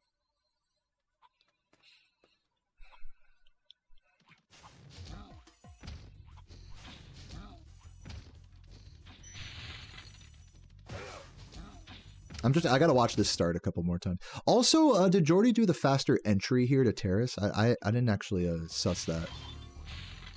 No, he didn't. I think I'm gonna look at this a little bit more. Tainu kind of posted like a similar to Sunny Flight kind of camera turn glide situation here. So that would probably be the best. I'm gonna make a note about it.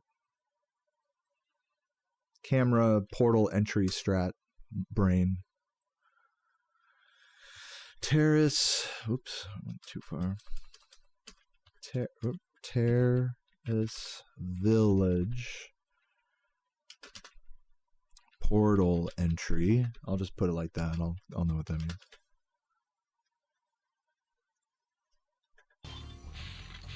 And then let's see the actual start of the level here.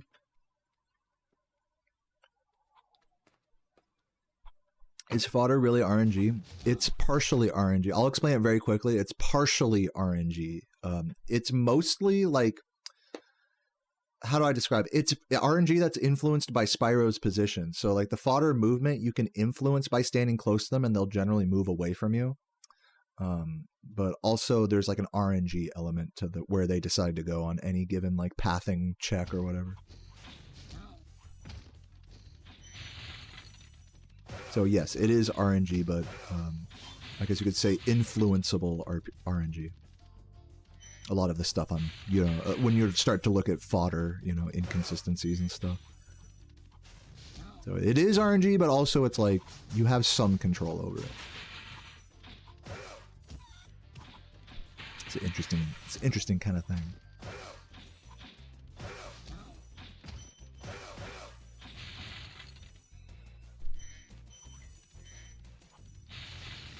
And, you know, not to mention like camera, you know, deloading and, you know, reloading fodder and stuff, like what causes cannon glitch in Dreamweavers.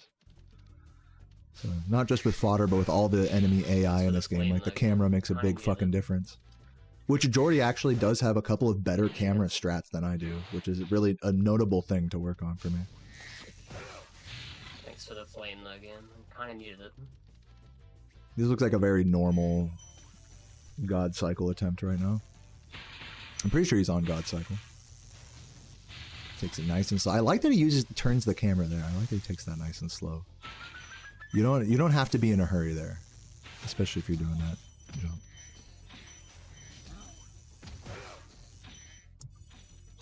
Very smart gameplay.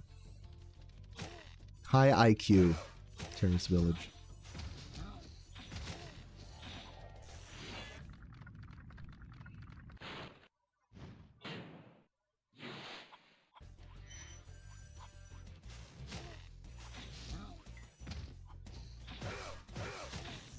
Fodderless mod. I gotta bring back the supercharge sharp turn mod and try to do runs with that. Just try to play through like 120 a few times, see if I can route it, quote unquote, route it a little bit. Goes for the singles here. I saw he was going for the doubles here before. I actually learned the doubles here, but you do have to recharge in order to get it. It looks like he does like a re-jump charge. What I'll usually do is I'll just like let go of charge, recharge, and that pushes you off the wall in such a way that you can hit the double. And then here's another double flame charge. I've actually practiced all that, so I'm not too worried about it. I'm not going to make a note about it because I have practiced it. So I think we're good with that.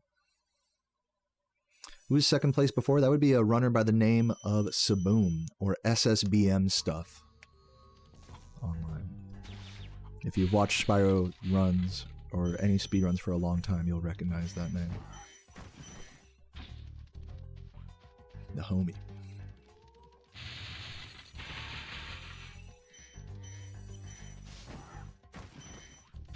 I feel like I'm not watching as closely as I was in the earlier homeworlds, but it looks like this is all the same as normal. Just gonna glance through that homeworld one more time.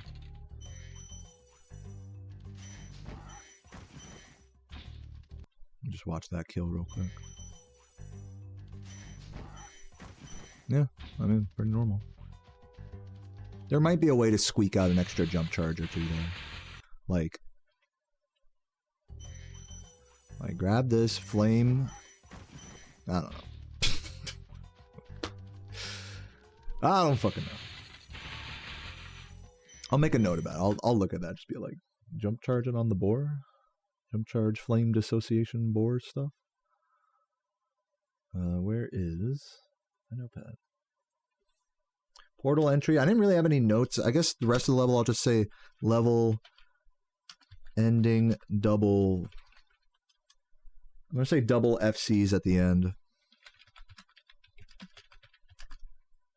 And then homeworld. Whoa, shit, my fucking my desk, like my mouse, like gave keyboard mount like gave way a little bit. I was like, whoa. Got unhinged from where it was. It's fine now though. Homeworld. Fucking Boar Blue bullshit. Boar Blue jump charge. Dissociate. CA. Jump flame charge dissociate. Yes. And dissociate doesn't mean like emotionally. It means like getting the flame visually off from the hitbox because of camera movement stuff.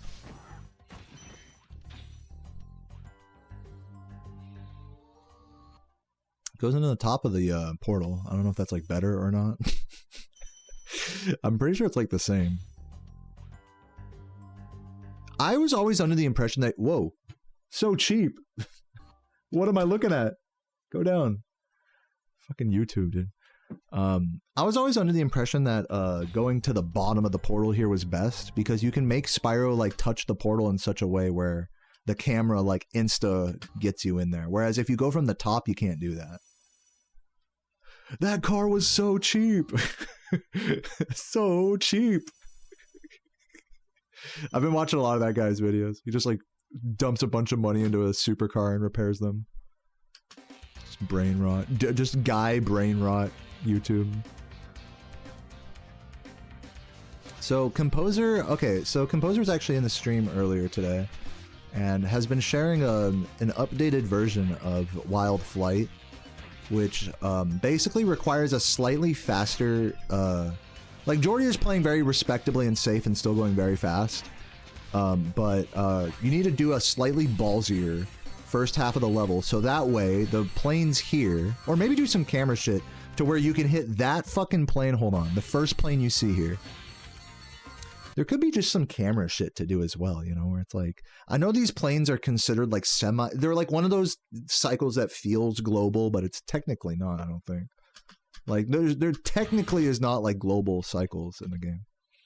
It's all influenced by whether something's loaded, which is influenced by the camera. As far as I understand. But despite that, certain cycles do feel global as they occur in gameplay, like these planes here. It's really hard to hit that first plane right there, and you'll see that obviously it makes no sense for Jordy to go for it, but if you're fast enough and you get that first plane, and that is the key to the fastest route of this level. Still a very similar strat to this. Again, Jordy has to go kind of deep for that. Like ideally you're not having to go as deep for that plane. Also, another kind of thing about this, there's like some things about this that like make it worse than what I currently do. One of them is like, you might think like, oh, okay, well, flaming this instead of landing on it is like good, but then you're spending more time like actually doing the turnaround, you know what I'm saying? So it's like, makes no difference. And then you can't get the early plane here doing it that way because you're already coming with too much speed. And then you have, on to top all off, you got another plane here at the end. So it's like, okay, sure, you stop having to fully land, but it's like, you're just so ahead of shit that the game is just slowing you back down.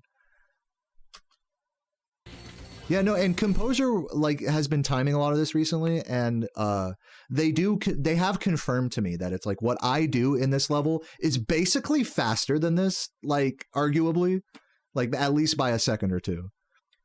But if you do this route, again, if you have the correct planes when you enter the area, if we're going to talk about that, then yeah, a route like that actually does end up potentially being the fastest. But you have to be like crazy ahead of the planes, basically.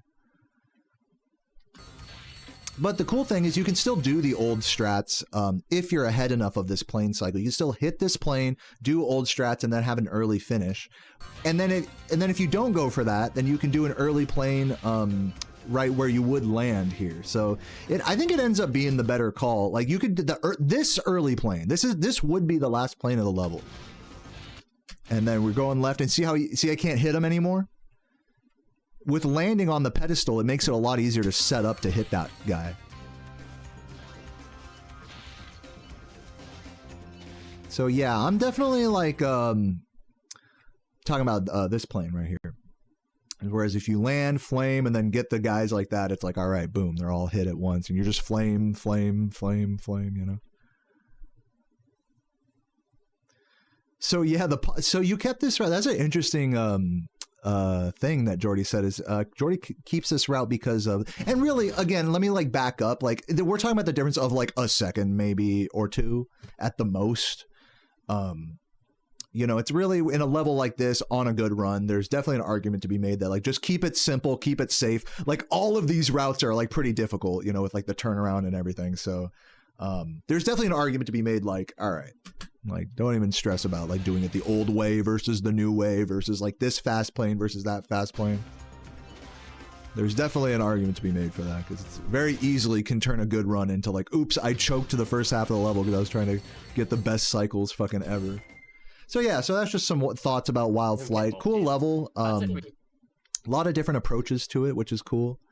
And yeah, a lot of some potential for time save. The problem with pause exiting in that level is I believe it's a 1 frame window to pause exit. I'm pretty sure with these planes, so that makes it not worth it for me because the Icy Flight one is a 2 frame window. But if I'm wrong about that, feel free to correct me.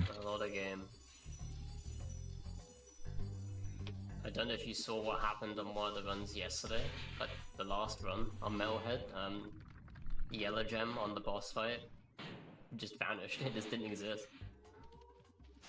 Oh yeah, lost a gem on the. What do you say on the Dr. Shemp boss fight? Metalhead, yellow gem on the boss fight today. Also, Jordy does these. You saw what happened. Jordy does these fan chests differently than I do. I'm pretty sure the way I do them, the Tainu way is the fastest, but and even if you fuck up the Tainu strat, it's still 4 flames, which I'm pretty sure this is as well. Let me just double check that.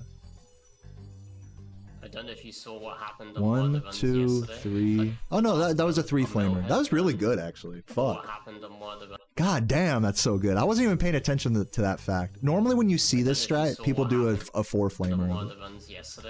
And somehow gets the fucking double flame. That's so intense. That's so intense. It just didn't exist. So yeah, I'll say it. I think Jordy, just the fact that he gets a triple flame, double flame charge here out of here, I think that's actually probably makes it the fastest now. Now that I'm like really looking at it, I thought it was a 4 flame, which is why I just discounted it. But actually, as it turns out, this is the same amount of flames and double flame charge as doing it after the dragon. But the thing about doing it after the dragon is this shrub gets in your way. Like to really optimize the movement, like you got to watch out for that shrub, which makes it really fucking it. Like if that shrub wasn't there, I would definitely like be like, oh, okay, yeah, the Tainu way of getting it after and then through the shrub straight to the portal, you know, or to the gems. It's like, I don't know. You have to like kind of you have to turn harder, you know. Yeah, but this is beastly shit. Yeah, exactly. So I'm going to make a note about it. I'll put like Wild Flight, early plane stuff. I'm just going to leave it at that. Homeworld, get double metal, or get double fan chests before dragon. Jump flame charge. You have to jump flame charge them for the double. That's so crazy, man. All right, guys, I'm gonna let's get into Bog here. Let's see what Jordy said here. Actually, keep talking over him. I don't know if you saw what happened on one of the runs yesterday, like the last run on Metalhead. Yellow gem on the boss fight just vanished. It just didn't exist. In Metalhead, he said. My guess is that it fell through the floor. Arena, nothing.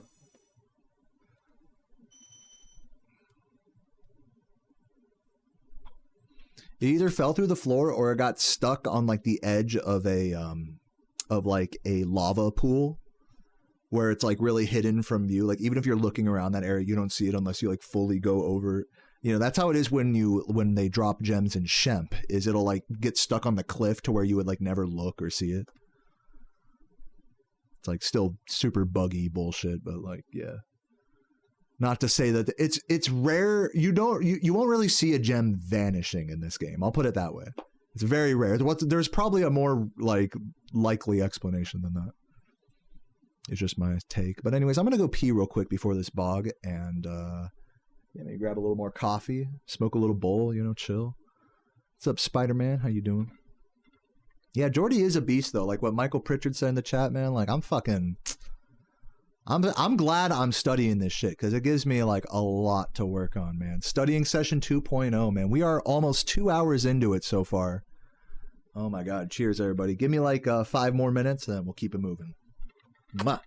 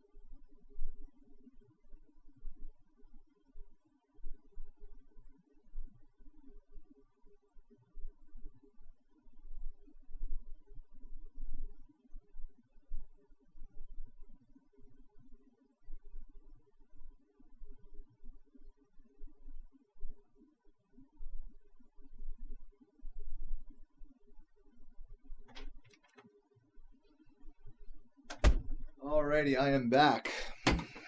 Yeah, you guys like the kiss I blew you earlier?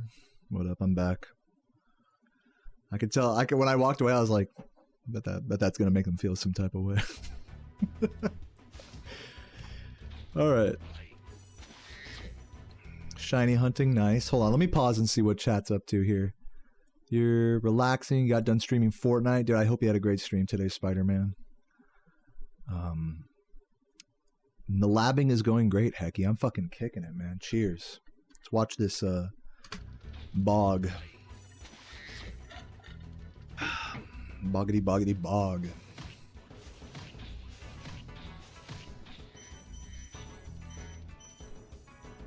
Leaving the blue from that guy. Yeah, doing the alternate route here, this is the same as if you do it my way. Again, not any better or worse. And that also applies in Metalhead as well.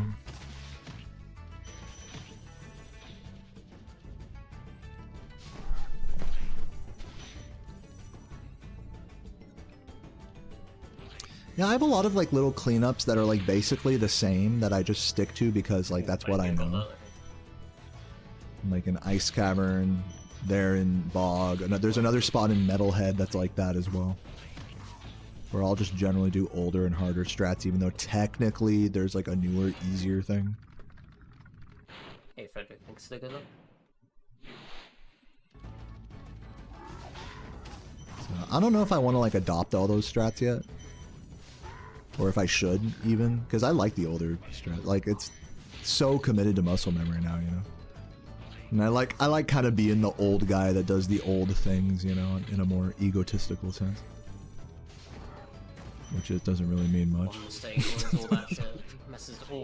Especially if I'm losing runs to like harder. If I lose runs to any of those areas, then you know that's reason enough to learn the alternative.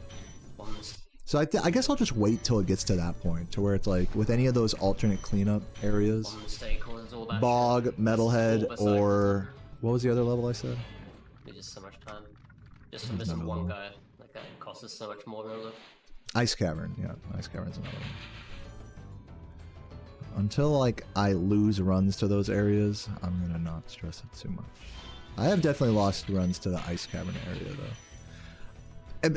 I'm totally just ranting here. I'm not seeing anything that Jordy is like changing my attitude on. I need to make sure I'm watching closely though to see all the jump charging and stuff. It seems like he's just having a very like whatever bog right now. Classic stupid bog. Luckily not getting hit by any frogs though, just generally not optimal. Incredibly slow. Yeah, you can tell he's like kind of, yeah, this is slower.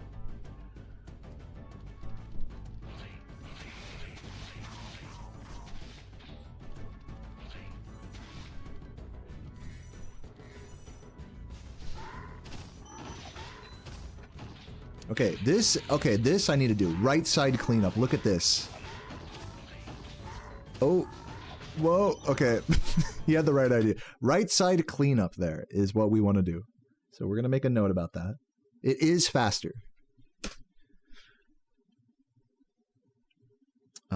Bog, Misty Bog. Right side Guanton. I've made a note about that in the past, and I've never incorporated it. It is like a second fast. Even if you fuck up a little, it's still faster because you don't have to go back for the metal guy.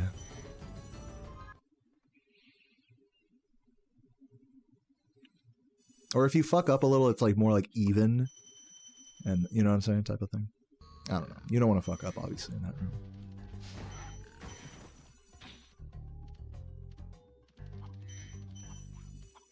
Very nice homeworld. Yeah, again, that would be one where I think we would just go 45 degrees at the end of the portal for. I'm pretty sure that's the strat on treetops. Same thing with bog. The thing I was talking about on Wizard Peak earlier is specifically not what you want to do on these levels. It's like when you can't do what you can do in these levels by entering 45 degrees like far into the portal rather than close. You can do that in Beastmakers. Those portals allow you to do that, but the ones in...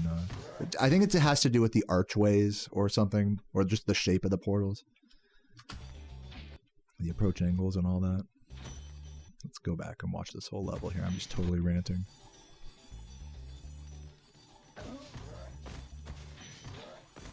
Double flame charge is nice there. Leaving both of those. He timed it to be about the same. I think it is potentially I think it is faster if you grab the green and then have the wonky cleanup. But I'll have to like get better. I'm still not like a god at that cleanup yet. But I have a funny strat with it. At worst, it's like the same, you know. It doesn't really matter. I like stopping the enemy frame perfect. That's why I bonked it. I like having a stupid... for being too optimal. I like having a too optimal start to this level. Just for the vibes. And then meanwhile, like, pause on the fucking gem every time coming out here.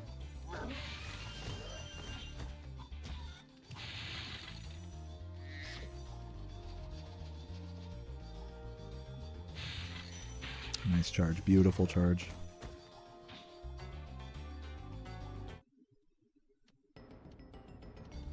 That would have been better to jump charge and then charge jump. Jump charge and then charge jump. Would have been better there.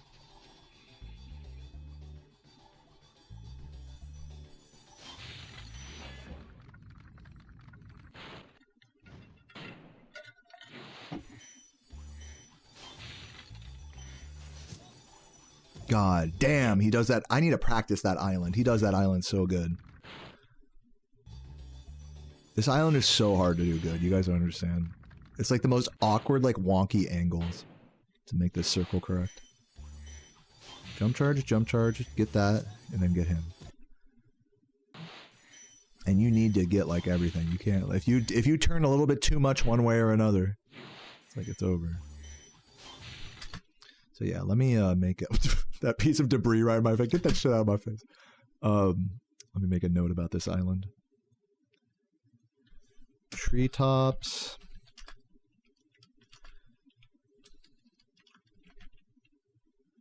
I'm gonna say mess with start. Practice.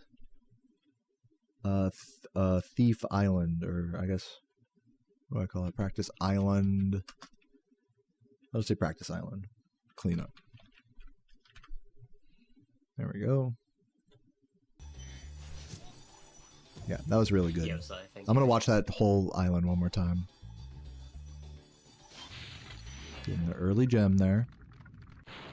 Getting the jump charge into a jump charge. Jump charge, flame.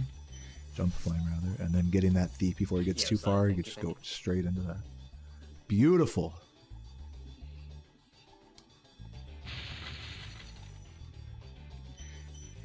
They're pretty cool too, just doing it like that. Because Composer and I do this thing, I picked this up off of Composer, is like at this part, say you get all these, the fastest way to go over this supercharge ramp would be to just like, it's weird, it's like, I guess Composer would be like jump, charge, and then you get the double jump effect because you're over the supercharge ramp and it makes you go perfectly to the next ledge. But here, Jordy does like a much smaller one of those, which I think actually makes a lot of sense. Like waiting and doing a smaller one. It just can be risky, you know, if you don't get it exactly right. But I'll have to mess with that. I'll make a little note about it. Because it seems like that would be better than doing the big arch of like the full hop, you know?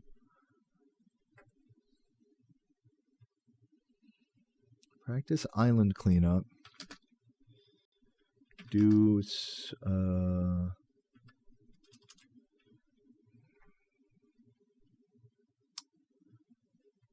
God, how do I even describe this? Practice island cleanup. Mess with movement after smaller. Oh, okay. I'm gonna say this: smaller double jump. Double jump after. I'm gonna say that because I'll know what that means. Smaller double jump because you can only do that over a supercharge ramp.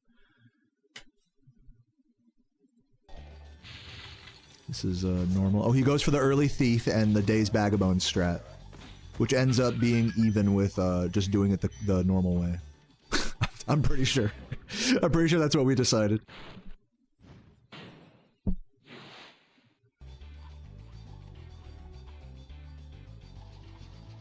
This strat is pretty cool. I sort of have given up on this strat lately, but I should play with it a little more. I spent so much time getting it. And the way I do it also is I don't have the same problem with the thief that he does, because I go slightly slower on the thief trigger after the dragon. Made that hard. But yeah, Jordy was doing this strat so good that he was he was too far ahead of the thief by the time he got to this ramp. My bad angle. And then he wouldn't, you know, Made that harder from that trigger. wouldn't be able to get to thief. So now he just gets the thief early and does the same strat. So funny. Yeah, that jump is crazy. Hold on, this one right here. This jump is sick. He like hits the roof of the fucking hut. This is nuts. I never even really realized that. Look at that. Boom, hits the roof. Oh my god, I'm gonna practice that. That's crazy. Oh, I turned down the sound, my bad. Lobby.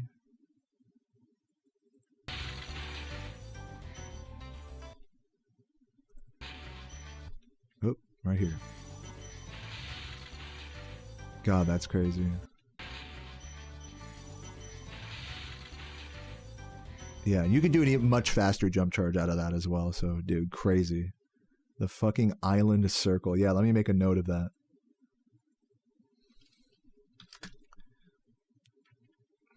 Extra supercharge jump at the end. Yeah, definitely some stuff to look at in treetops. Yeah, and I'm not even going to stress the middle area so much. I'll just keep keeping it like safe strats there.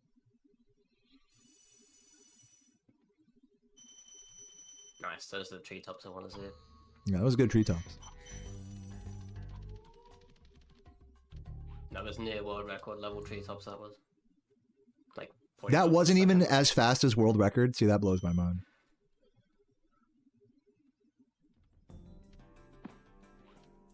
Yeah, I need to start paying attention to the segment times a little bit more, so that way I can like know compared to world record like what's what. Ooh, Okay. See this Metalhead here? I'll kick back a bit.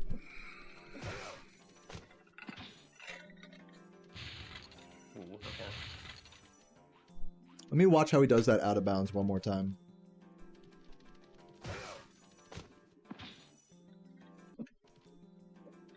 Hold on. I gotta just keep watching it. Just to see. Yeah, pretty much the same way as me, basically. Ooh, okay.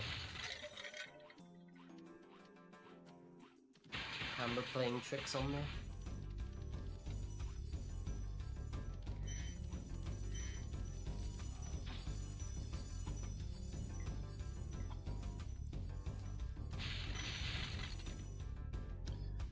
Megan, I think what Megan's talking about in the chat down here is how the camera gets stuck on the corner and doesn't clip through until later.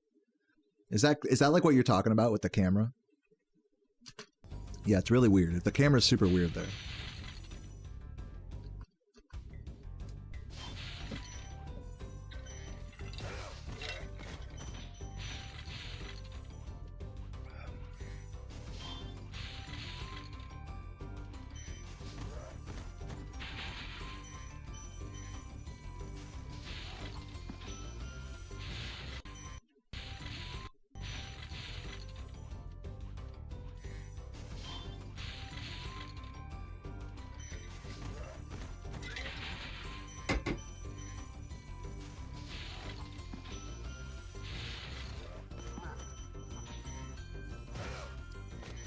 Yeah, I'm going back to old strats here because new strats don't work.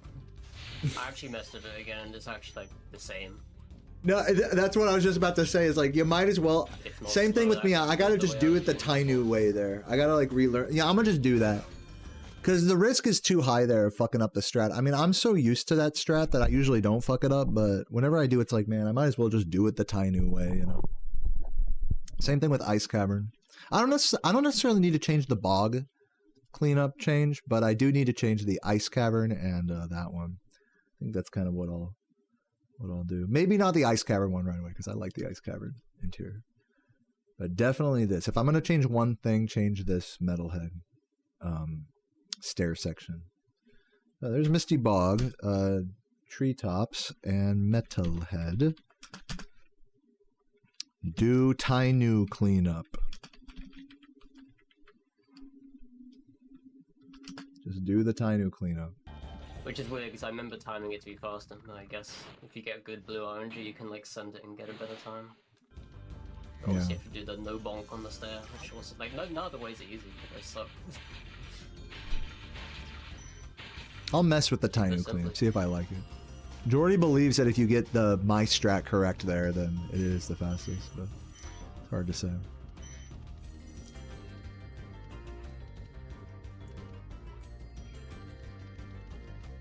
Okay, this key chest. Yeah, see how he like charges out of the air perfectly like right before? He didn't quite get the early gem from it, but this. Where he just gets as close as possible to it. So that way he gets every gem. That I need to make a note of. That needs practice. Do Tainu cleanup. Charge out of air for key chest. So that should be pretty normal.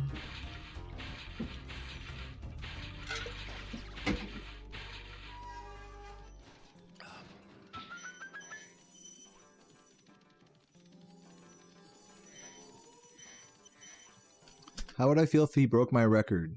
Dude, I've talked about this a lot. Hold on, let me read your whole message. Would I feel bad if he bettered my record and made all his hard work hard? I'm going to keep this answer super short because I've been talking about it a lot lately. I've been thinking about it a lot lately. So I'm going to keep this answer short and sweet. Is if Jordy beat my record, I would be overall super happy for him and super happy that the category is progressing. At the same time, my ego would probably be like a little shot until I got it back. And you know, it's no mistake that he's been living in my head rent free. So if you're asking if I would be upset if he broke my record that I spent like all my adult life trying to get, yeah, I mean, like I wouldn't be like, you know, it wouldn't be all sunshine and roses if that's, I'm not gonna, you know what I'm saying, like. But, you know, without going on a whole tangent about it, it's like I would be overall happy for the category getting progressed. I'm happy that somebody's come along and like progressed this category alongside me. Like that's fucking amazing. I am overall happy about that. Even if my ego is like, oh, if the world record, my precious record, the precious. Even if it's like that, you know, like it's all good. It just teaches you to be like not so worried about that, I guess. It reminds you, I think Jordy coming along reminds me, and again, I'm almost done ranting about this. Jordy coming along reminds me that like there's more to speedrunning a game than getting record. There's more to do to all this shit than just like streaming and just doing runs nonstop until you lose your fucking mind. But it's about like sharing strats and optimizing stuff and figuring out what's like the ideal route through things and just practicing that and hyping each other up for it, you know. Like that's what it's all about. You know what I'm saying? Isn't that what it's all about, guys? Not world records. Though once you have a world record, I'll tell you what, though, it does hurt for someone to beat it. And that's okay. That's all part of the process, ladies and gentlemen.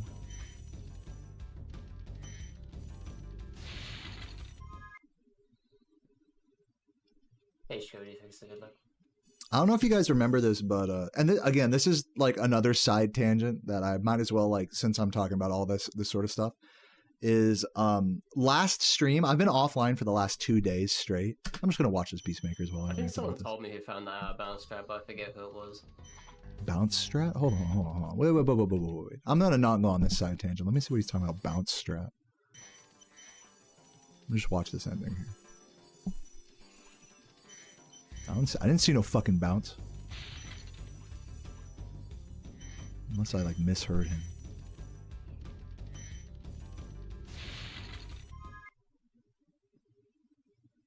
Hey, Nice, Jordy. Thanks for good luck.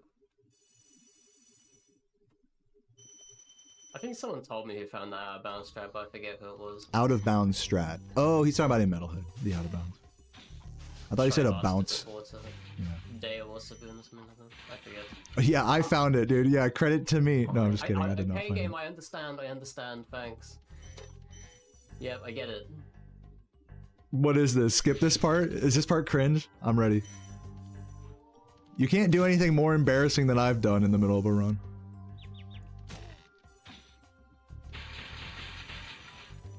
Did we take damage there? Or? There's like a jump in the homeworld there I need to practice before I Yeah, there's nothing I can do. Pain. Oh, pain! Oh, the pain! Oh, God. That's probably like 10 seconds in that homeworld, at least. Mega throw. So I saw, really, the only like really big time losses I've seen up to this point have been in high caves and there. Both of those levels were like 10, 15 seconds. Or both of those spots, rather. It's like, I'd say you got like 20, 30 seconds between the two of those things. Jordy is Sir Bonks a lot? Then what am I? Am I the Duke of Bonkington? am I the king of fucking concussion? The concussion king? The queen of wall queefs? Okay, I'll stop. The Duke of Bonkington. I like that. That's what I am. I'm the Duke of Bonkington. What's up, Beppis? Love the new UI. I'm watching somebody's run right now. Just in case you didn't. I feel like so many people have probably come in today and been like, "Oh wow, like nice new UI." Like thinking that I'm playing right now. I should have like put like a really big title or something. Whatever, get fucked. Jordy, this is my run now. Willy Bonka? Dude, I like that. Willy Bonka. I don't know, man. What are we doing? What was that? What was that jump there?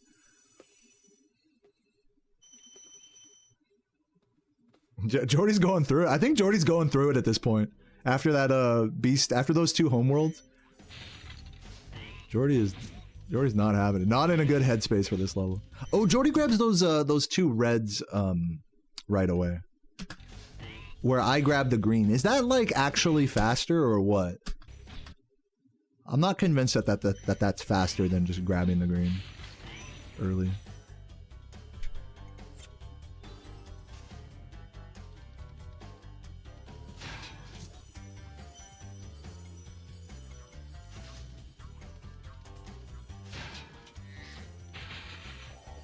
Unfortunate flames. But I'm assuming we get wizard proxy. Nice. Whoa, the blessing. He's gonna make it. Nice. That saved like 3 seconds, I think. That's epic. He can't be mad about that. It's only, and it's, you know, so funny about like that proxy is it'll only work out on the shitty runs. It's like a karma based trick. You need to like have good karma for the wizard proxy to work. Then sometimes if you've like, you know, fucked up in your run, you'll build a backlog of good karma for sticking it through and keeping a good attitude, and that's when you'll get the super duper flops like that one. The rare fucking super flop.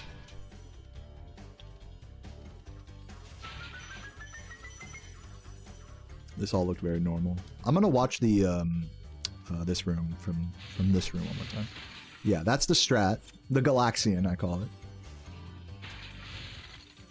Yeah, pretty. I like that that jump fade back there. That's pretty nice. Yeah, I'm gonna start doing that. I think I do the movement after the fairy here incorrectly. You gotta just jump fade back and try not to blow up those two boxes. I'm gonna make a note about that. I actually have a couple things I want to make a note on. Excuse me. Final homeworld. I'm going to say theory, task, jump. just so I have something to look at there. Haunted Towers. Post-Galaxian Cleanup. I'll know what that means. A fairy room. In case I don't know what that means. Keep watching. I'm pretty sure these armors were all the same. Just making sure.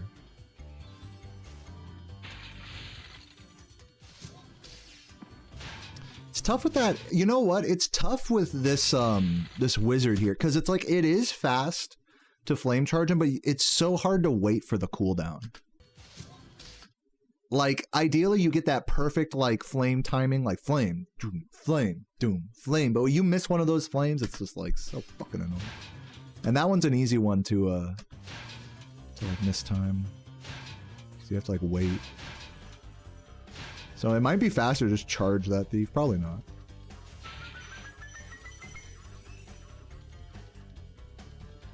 Oh, also kind of interesting thing. He grabs the dragon in this room first. Is there like a... Is that faster?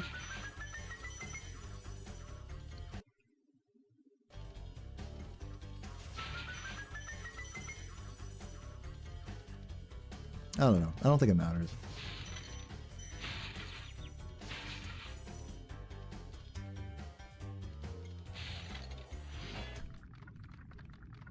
Oh yeah, I'm green sparks. Must remember that. Oh, you think it is faster? I'll time it. Dude, I'll make a note about it. If you think it's faster, I'll time it. Dragon before fairy room or after? Question mark, question mark. Indicating that I need to time it.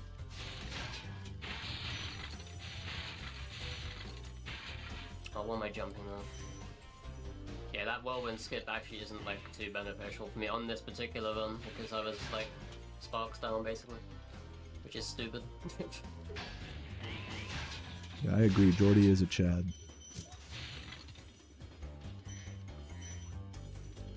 I'm gonna go back just a little bit to see the treasure room here. Yeah, he does it right to left, but it's the same shape that he makes in the movement. Jordy just does. It's kind of funny. Jordy does the same movement as me, but just mirrored. So like when we enter this room, like I'll go left and then I'll jump charge back right. Here he jump charges back left, and then clean up these last two and then finish it off. So it's like literally the exact same movement but mirrored. Yeah, that whirlwind skip actually isn't like too beneficial for me on this particular run because I was. And I guess there is an argument to be made that, you know, coming from the dragon, that it is, I guess, faster to hit the right side. I don't know. But just interesting. Oh, what am I jumping on? Rather than the left. But the left side's nice because, like, I feel like you can aim it, like, really nicely. Hold on. I'm just, like, looking at this treasure room entry. Oh yeah, I'm green sparks. Bemusing why Jordy cleans it up in this inverse way. Probably because the boxes are just closer on the right to start. Oh, what am I jumping on? Huh. Yeah, that whirlwind. I'll try. You know what? Hey, I'll try it since I'm looking at it. Like, again, this is probably something that makes almost no time difference. A lot of this stuff I'm looking at now is almost no time difference.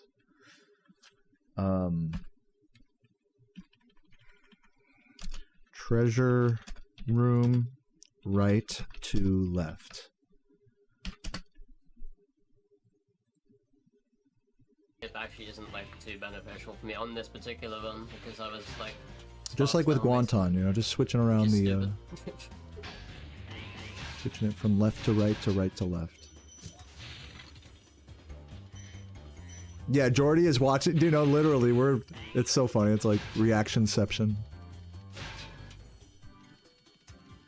You guys like this sunbeam on me? It's gorgeous.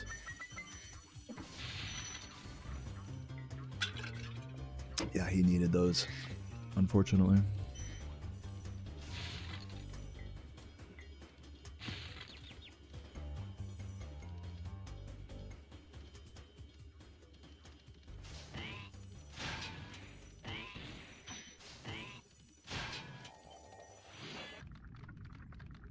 I look like an angel right now. You can see the orange in my beard when the sun shines on. Please flame. Thanks.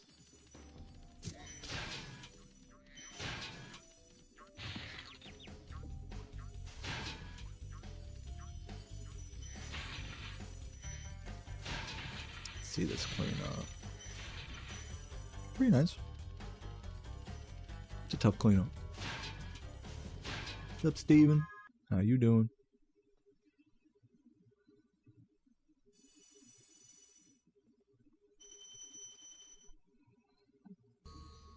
I'm pretty sure before I exit Haunted Towers, I'm going to make another theory task reference.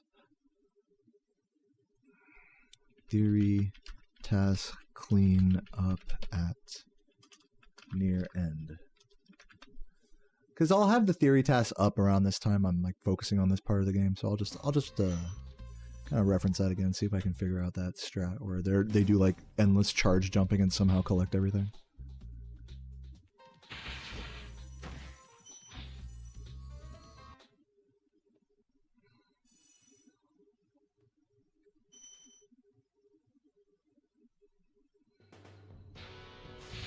Let's see what Laura said before I watch this level.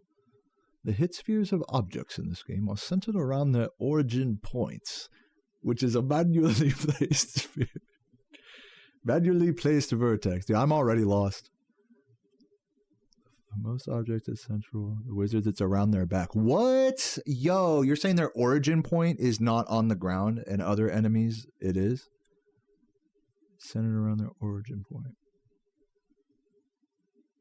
Or you're saying like for most enemies it's like in their stomach or something, like perfectly in their center of their whole, ideally center of their visual. But the wizard's one is like on its back, you're saying? Wow, that's fucking crazy.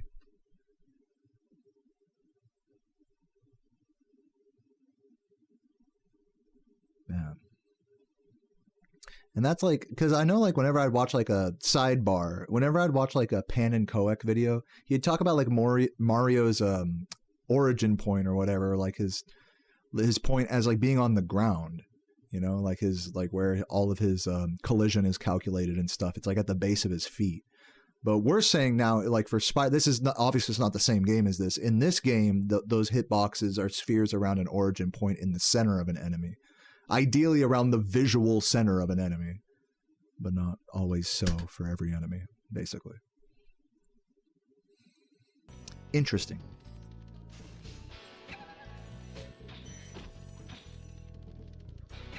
You should be cooking. What are you cooking up right now? Cooking up some gourmet shit. Shredded cheese out the back. Yeah, that sounds pretty gourmet. I wish I could eat that as a snack. That'd be nice. Some free protein.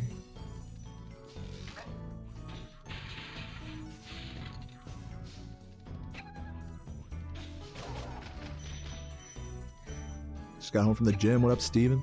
I just love that. I'm gonna go back and watch this whole section because I've been practicing this section a lot and I still don't do it exactly like how Jordy does it.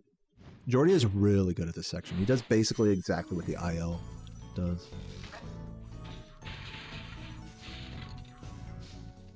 So yeah, I think that's why he goes left to this guy here. He goes left of this guy so as to not advance the dogs in the next room as quickly. And then that way you can hit them. And then that way you're super ahead of this side. Actually too far. He had to wait there.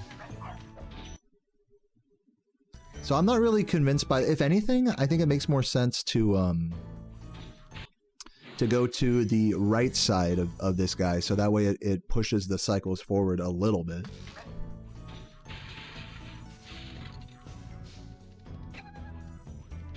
Because it's not like it matters, because you're still hitting those dogs as they're big. I guess the idea is that you hit the dogs as they're little, is the idea there. And then making sure to keep the camera facing forward there. So yeah, I don't know.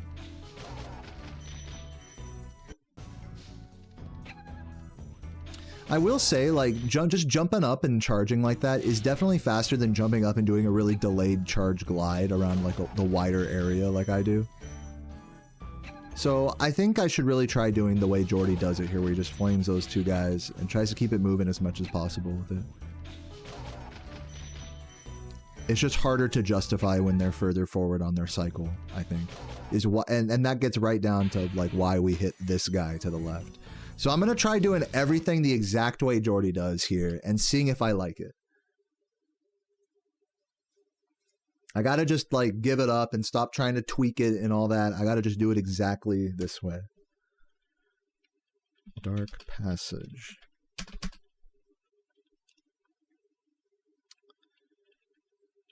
Hit Cupid. I guess hit Cupid right, or so you can grab the gem to the left, or is it? Let's see this.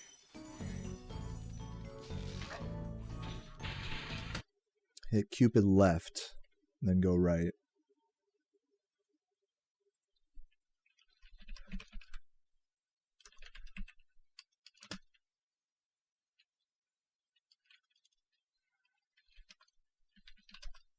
Say hit Cupid left, then right. Hit dogs early. I think that'll be clear enough for what I'm trying to say. And then I can still practice. I don't have to make a note about this, but I can still practice my camera strat for after this area. But yeah, go for those 2 dogs like that.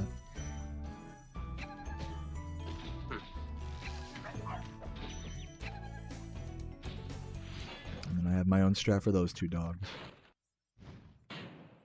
Yeah, dude, Jordy has a really good Dark Passage, for sure. And my DPs have been weak lately. Very weak DP in my holds.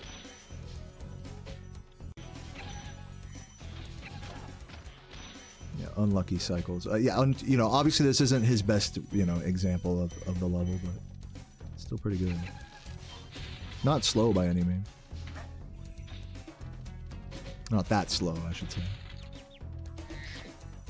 This is like pretty typical Dark Passage. This is pretty typical. Diptacular. Dude, we have this French onion dip in the fridge. We just need some potato chips to go with it. I might do like the rest of some tater tots in the freezer. French onion dip. Super dip. Yeah, it does that part like that. You still have to wait for that red, so it's like, what's the point? Like, unless you can like beat that red, which I don't think you can. There's also the swag of making the guy shoot the box as well, which I also like.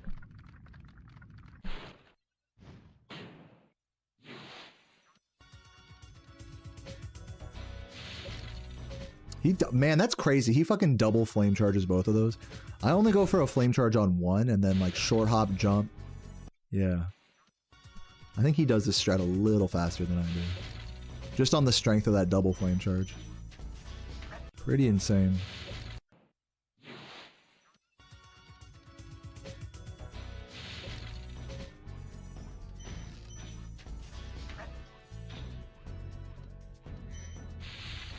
Nice. Good jump charge into the boxes there. You guys might have missed that.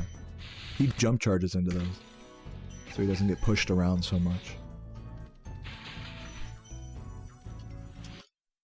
Yeah, I gotta really look at some of this stuff in DP a little bit. Let me make some notes here. Hit dogs early. I'm gonna say, gosh, jump. I'm gonna say jump charge triple chests. I'm gonna say double flame charge post. Double flame charge before double dogs. I'll say that. Jump charge triple chests. I'm gonna say hit dogs early. Guy shoots firework. I'll just look at that. Double flame charge before double dot or double turtles. And jump charge triple chests. Now the next part of the level is we want to get I don't have to write this, but you want to get as many early flames as possible here.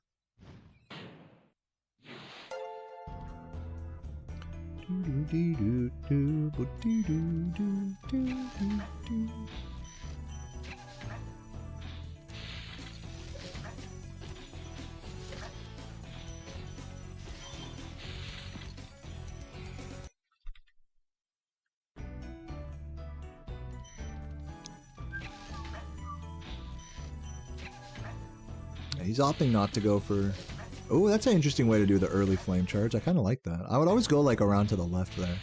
You can jump flame charge that. Interesting. I'm gonna try it like that. I quite like that. Never thought to try it that way. Jump flame charge. Enemies at back of room. At the back of room. Jump flame charge enemy. Yeah. Let's just leave it like that. That jump flame charge is really good. You don't want to jump flame charge that one, I don't think. But yeah, and then he gets the double spring as well. Which I'm not going to note, but yeah, like when I'm practicing that section. Damn, you can get a charge jump up on that? Like, easily? That's like free? What? Dude, that's nice. That's good movement right there. Hold on. Make a note of that. Magic Stair after Wind Tunnel. That was good movement. Monkey with the sub. Thank you so much. Monkey, welcome. Cheers. You got hard balls. Love to hear it. I got like a face full of sun right now. Do that. Beautiful. Oh, that's so much better. Frame, like, he's getting trolled. He's getting trolled. My soul to even witness that. I'm gonna turn on my my light here real quick. Actually, I'm gonna take a quick piss here because I've been chugging water and coffee, so please bear with me. 2 minutes. I'll be right back for. I think I got everything I wanted to get in Dark Passage written down. So yeah, I'll be right back. Give me 2 minutes.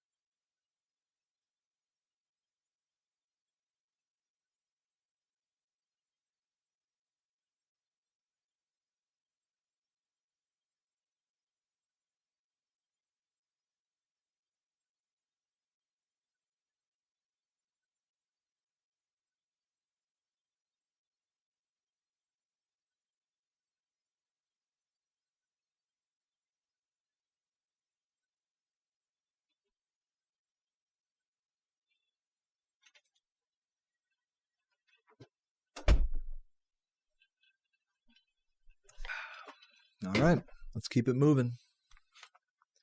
We are 2 hours 51 minutes into this. I don't need these. Into this reaction here, and let's keep going here. Watch the rest of Dreamweavers. I'm getting punished for frame perfect play. Love it. He's getting salty. I can see. What's a good run without a little salt? Yeah, no, this is not me playing right now. I'm reacting to Jordy.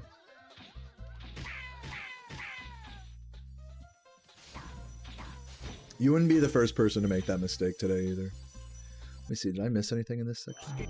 Yo, Clueless, thank you for the sub. Appreciate that.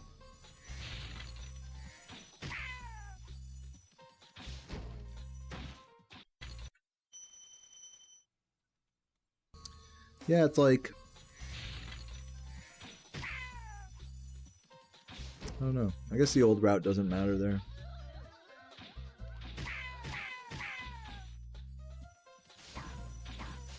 Flame Charge is the first guy there. I don't know if that's like entirely necessary, but I guess you can do it. I think if I bonked that, I think I died.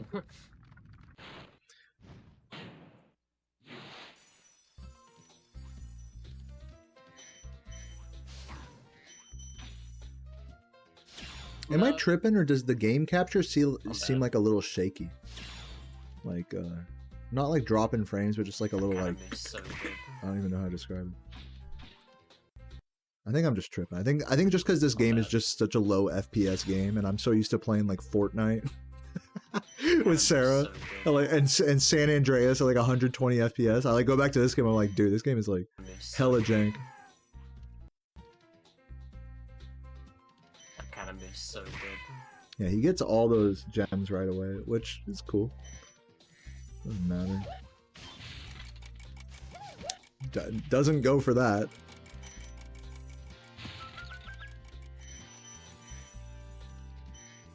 I'm telling you, man, that fucking flop, dude, it feels so good. It feels so good to hit that flop.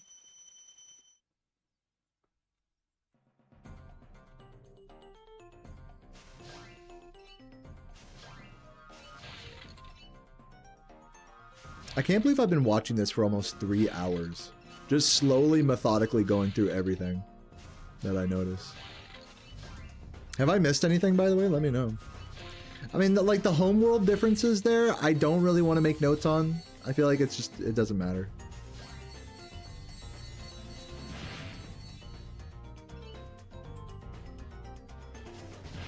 Yeah, the flop is my signature move in the homeworld coming to Icy Flight. So true. Oh, it doesn't even go for the pause exit? Come on, Jordy. No, I'm just kidding.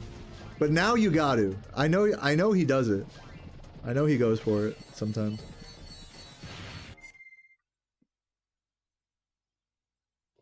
You do the cannon a bit different. Let me go back to that whole homeworld and just kind of review it real quick.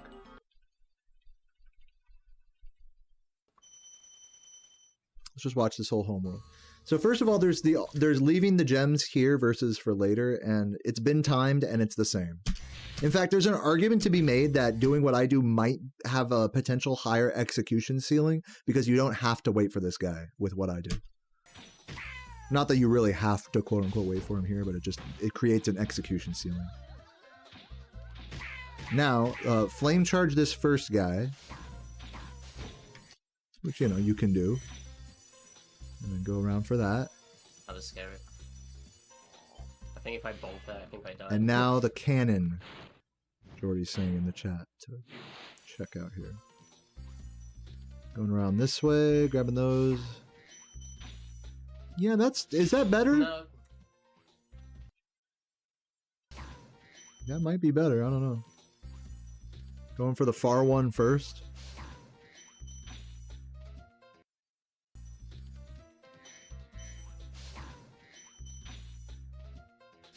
No. You definitely have to turn it less, I guess, going this way. Yeah, because the other way I think you have to turn it more. So this makes sense. I've gone back and forth on these strats myself. Like many times. But I think I'll try it your way this time. I think I could use, since I'm like rewiring stuff, let me rewire this cannon. This seems like a fun thing to rewire. Fun. Whatever the fuck that means. Magic Stair after Wind Tunnel. Now we want to go Homeworld after DP. I'm going to say left side.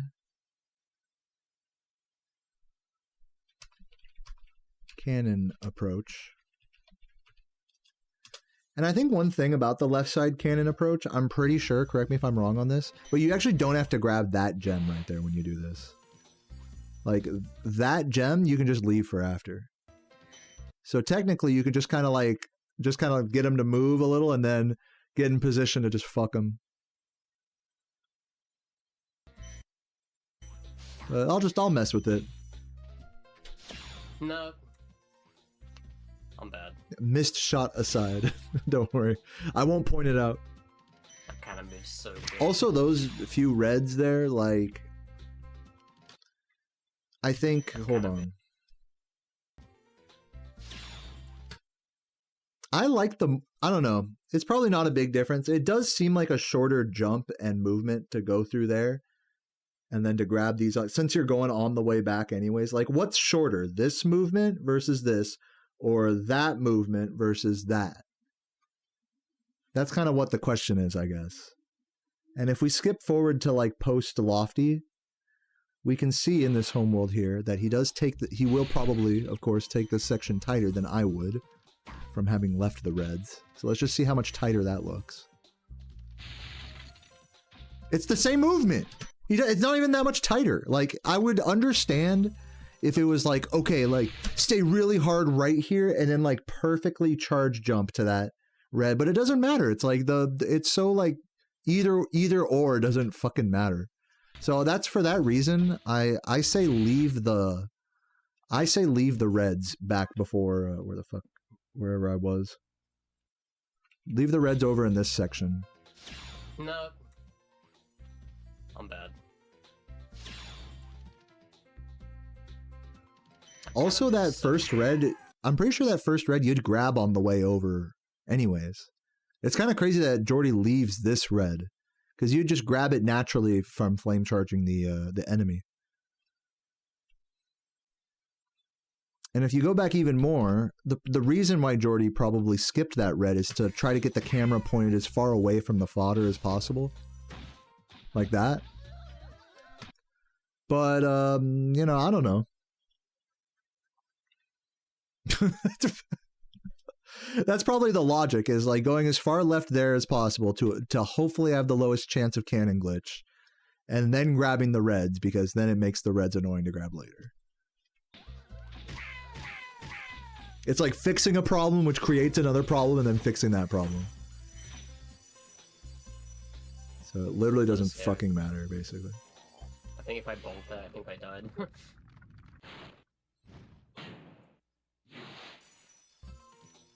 What's up, Miss Dell? How you doing? You made some ramyun? Dude, that sounds delicious. That's like the nice brand of instant ramen, right? Yeah, and then it's like, just get the wall glide and then none of this shit actually matters at all. So true.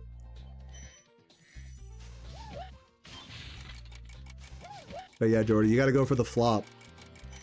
Well, I don't know why we call it the Flora flop. When I'm the one that's doing it all the time. They gotta call that the Deo Dlop. That's what you guys gotta call that. Unless Laura has been doing it recently. She can defend herself in the chat if she's been incorporating it. She can have the name if she does it in run. Stolen. I'm gonna take Laura's Valor on this. Oh, you did it in practice? Alright, you can keep the name. You don't go for it in runs? I'm taking the name. It's the Deo flop. Let me have this one thing attributed to me. Alright. See, we'll fight over it. We'll get into the boxing ring to see who gets the name the flop. To be fair, Flora flop does sound really good. Sounds like a kind of sandwich. Alright, we already watched this, I believe, and came to the conclusion that this is not pause exit, so doesn't matter. Let's keep watching. Let's see Lofty here, shall we? Have a save time in that one. This way. Ah, he wasn't ready for that. He wasn't ready for the blue sparks there. Which I fuck up that movement all the time too, because I'm always like, oh wait, what's my sparks? It's fucking super annoying.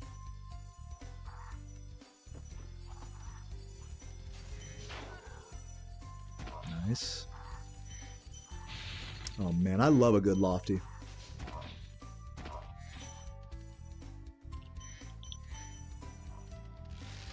Yeah, grabbing all these, and okay, so I don't like this cleanup. Excuse me, I just burped. I don't like this cleanup for if you have blue sparks.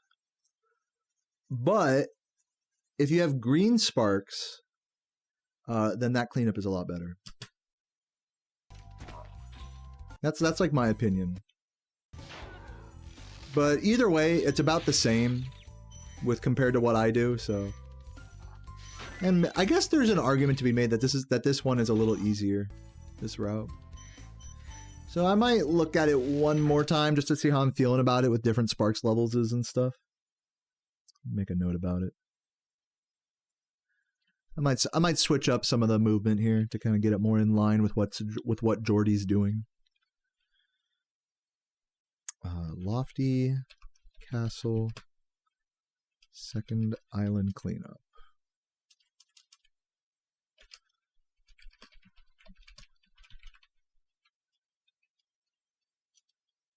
Right. I want to say alternate cleanup.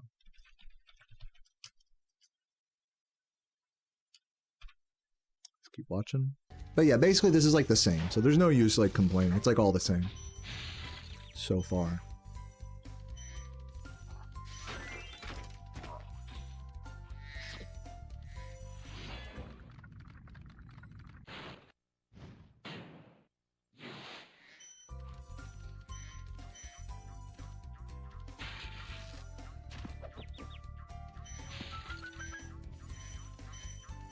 Dude, a funny thing I learned about this damage boost is that the way Jordy does it here, he gets a really good damage boost. And that's actually bad. You actually don't... A really good damage boost is fine, because obviously he was still able to get the invincibility here. But if you have like a less than optimal one, you're able to hit the firework with more invincibility. So he actually went a little higher than desirable here. But it's still fine, obviously.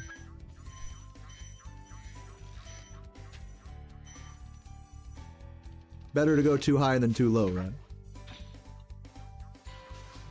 He does... Okay, this thing... I don't agree with this. Grabbing this guy after? Why not flame him on your way up like I do? That movement upsets me to watch. I always get the mushroom because... this island I'm going to clean up the way Jordy... Jordy gets this island to the right. Yeah, right-hand straight. I'm going to do it like that. I like it like that. Girl, don't you like it like that? Don't you? Yo, Hecky with the 11 months. Oh my god, almost a year. Dude, it has been almost a year. What a fucking legend. I love you, Hecky. Let's. Second island, alternate cleanup. Island after second dragon. Alternate cleanup. These are all just micro strat things that don't really matter, but are just fun to switch around, I guess, if that makes any sense.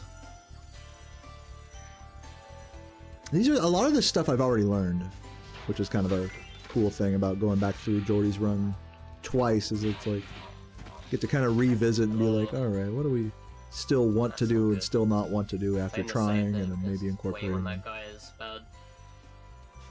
He had like a bad cycle here. What was going on? Also, here's another thing I learned: is you should never hesitate on these two fan chests, because even if you miss one, there's a backup that's really like not even bad. But stopping and slowing down kind of does fuck with like the optimization of things. And there, like I said, there's a good back. If you miss one, you just grab the gems down there and just do it normal. Yeah, I could have made it, but that'd be safer. Interesting. Yeah, I would have gone for, in that situation, I would have gone for the turnaround still. That he was not on a bad cycle. But it doesn't matter. For the record. Do we grab these chests first? Yeah, Jordy grabbing the chests first. I might do that just so I can jump charge out of the dragon. Just as like a way to squeak out a jump charge, is to just go for the chests. Like jump charge, flame charge, and then like into the key and just jump charge it all around. Probably super unnecessary, but I'll just make a note about it. In fact, I can guarantee you super unnecessary. Second dragon altar cleanup. Top of the tower. I think the strat is to grab the key before the dragon. Key before dragon. Maybe. Yeah, I think that's the strat. If you want to be like Mr. Optimal there. For no reason. Okay, this I need to learn. Wow, he almost went in the vortex there. That was almost it. Okay, let's watch this a couple times. This I never have tried before. First of all, we got to do the interior crocodile alligator strat. Then getting the supercharge there is just insanity. And then ideally he would land there out of the supercharge. Damn, that's so fucking nuts, man. I got to watch that let me watch that one more time. That was fucking beautiful.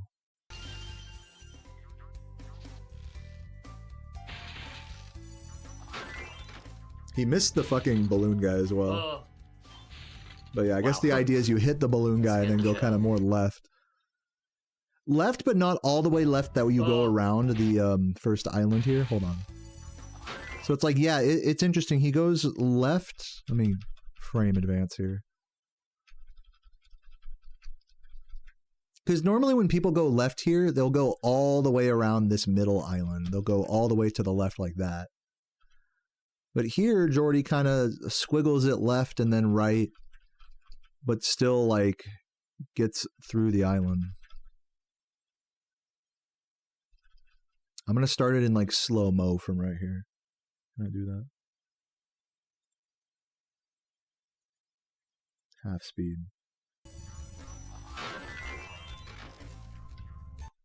One more time. This is not help, dude. Slow-mo is not helping me right now. Oh. He said, "Oh." That scared the shit out of me.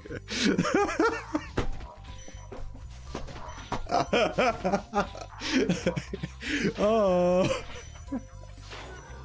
No. Keep doing that recently. I make this guy Oh please. my god! I hope you guys heard that. Okay. Oh.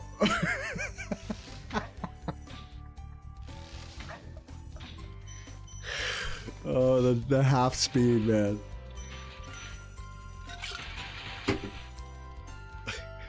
Yes, what was the pace you had today, Laura? Lay it on me. I don't think I have to watch anything else in this lofty. Here, let's pause before the end and let me make a note about these supercharge. Supercharge squiggle on bump. Let's call it. That's what I'll call it. The supercharge squiggle on the bump. Day 2 of 1 any % D-Rust, and you were -13 on my PB. Oh, well, thank you. Yeah, you're probably going to beat me. Well, you were out of that on Crystal Flight. Is that like accounting for gems, the gem difference? If you like, if you minus the average GPS from how much you were ahead or behind on gems, then is that what you mean? Like -13 gem adjusted? Gems were poor, but you didn't skip time. Well, if your gems were poor, then you weren't -13. You weren't really on that pace then, right? Not to be like that guy or anything. Did like where that blue was going. Unless I'm misunderstanding. Saw that one coming.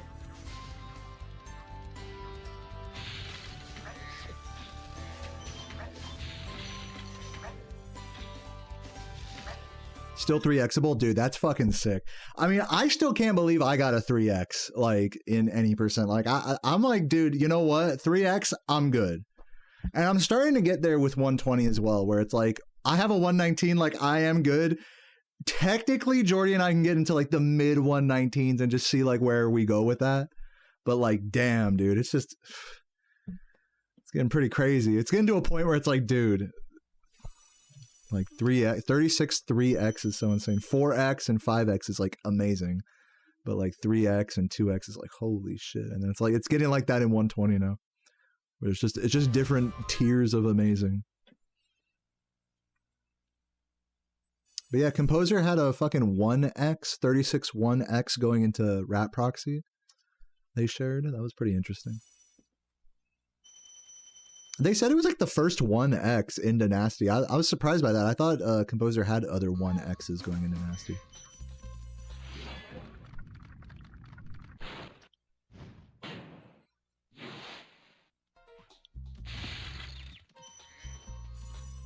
Dude, I'm telling you, Composer's gonna get a run, and Composer's gonna 0x. Composer's gonna 36 0x, and then they're just gonna be like, fuck it, I win. Throw in the towel. It's like I perfected it, you know. Nice. My brain just forgot what to press. What was the lowest I thought 120 would ever get when I first started running? When I first started running in 2013, the lowest we thought it could go was like, well, let me fast forward, because I didn't really join the community really for this game until like 2014, 2015. So around that time, I believe world record was still like 122, 123. Or no, even much worse than that, like high 120s or low 130s. So back then we thought like any minute barrier in the 120s was like pretty much insane. Like when Chris started getting like 127s, and then Saboom started getting like, 126, 125, every minute barrier was like, maybe humans can push another minute out, but nothing more than that. So if we say world record was like 125 in what, like 2017 or something, 2016, I might be getting the dates completely wrong here. But let's just say the world record for a time was a 125.30. I remember Saboom got one of those on his race. We'd be like 124, maybe one day, but 123, impossible. So that was like the attitude at any given point of the world record history. It'd be like, okay, maybe they can go another minute or two, but that's it. And it's been that way ever since the world record's been progressed through the 120s. I discharged it. Good job, good job.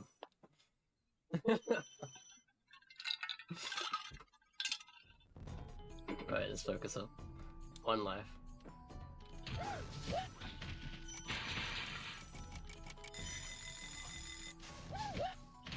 I like that. Grabbing the guy I like that.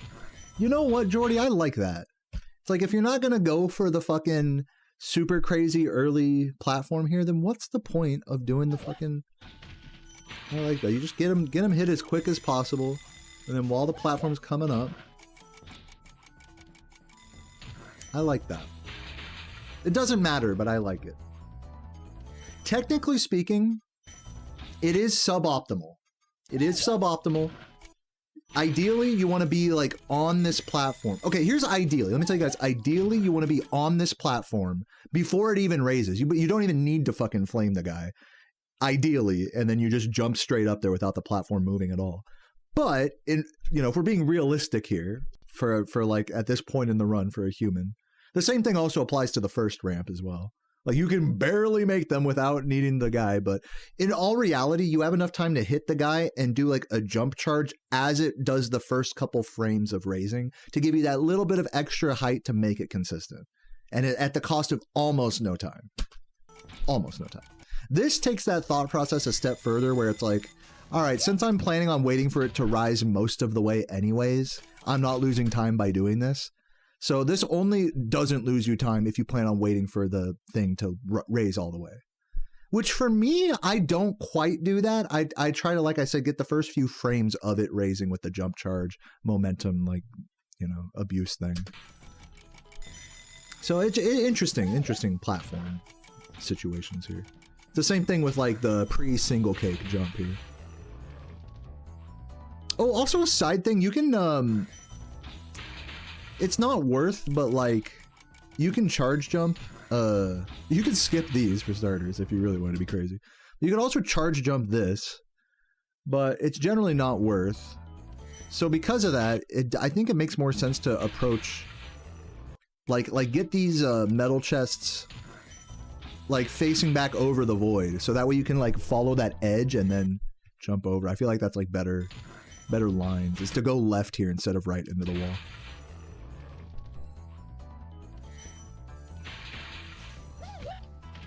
So yeah, jump charge that, which Jordy tries to do but kind of fails. Let me watch that again. Pausing. Yeah, here. Good enough. He had the right idea. And then that's... Slide off that guy's platform. A lot of clutch slide offs in this level, actually.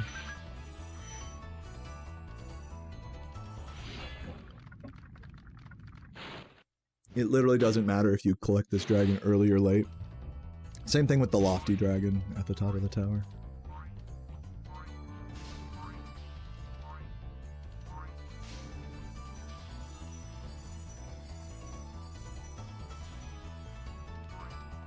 Yeah, that's one of those charge jumps that's like really on the edge of being like viable.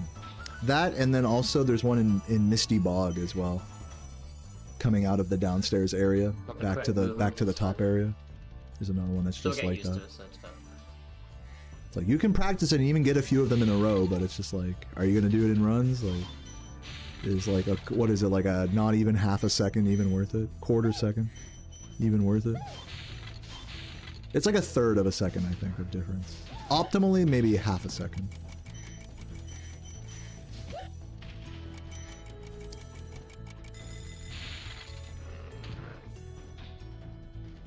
I need to, okay, I think this is some, like, we need to research how to do this without triangle dropping. I think that's going to be key, because, like, we lose a lot of, I'm not gonna say we lose a lot of time, but we do lose some time from waiting. Like, the triangle drop cooldown just takes so long, you know. I've had this same problem in my runs as well, so I'm gonna make a note about that just to kind of research that a little bit. I mean, you could just charge out of the air to that platform. You just have to, like, be more in tune with the cycle and when it's gonna go up. It's just more risky, you know. Okay, where are we at? Blah blah blah jock.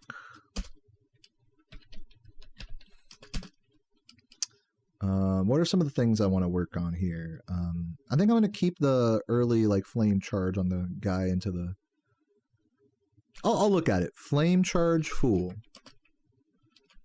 Charge second fool near start. Because it's like, if you can flame charge him out of the air as quickly as you would be able to on the ground, then I would say it makes sense to just hit him before the metal guy and then use the momentum.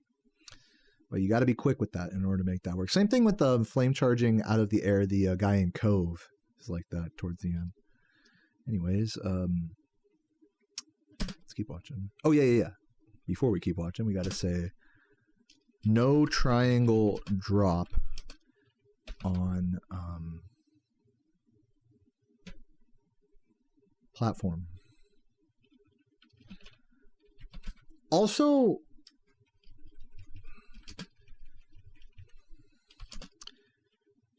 I'm gonna, this is gonna sound kind of crazy, but, like, early cleanup and boost instead of platform, because now we can boost up there to get to that platform, where, so, like, maybe an early cleanup in that area might not be a bad idea. I don't know. Let's keep watching, though. Please, dragon. Piece of shit. That needs timing. Like the worst in the game, by the way. Do I expect this run to ever get fully optimized, or are there too many variables? I don't think it'll ever fully get optimized. Oh, he's doing that cleanup. Oh, that's pretty cool. The Saboom cleanup. Saboom showed me that one. I might start doing that, even though it, like, doesn't make a, again, classic, like, it doesn't matter, it doesn't make a difference type of beat. Just to try something new. Just marking down everything that's different, you know.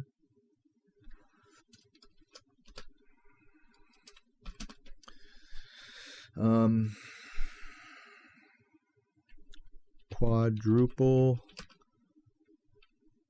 I'm gonna say lava flame. Lava flames land on last pedestal. It's a fun strat to hit, so it's like I like that Jordy goes for it.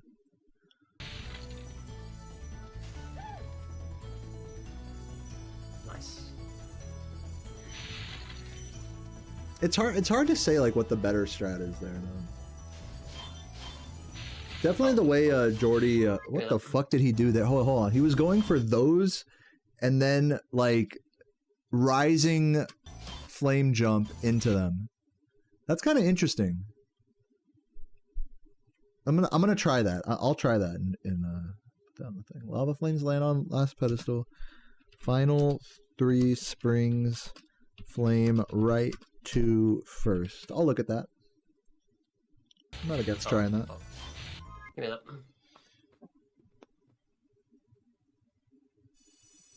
Yeah, I do a different version of that triple, where I get the left 2 first and then flop against the last one.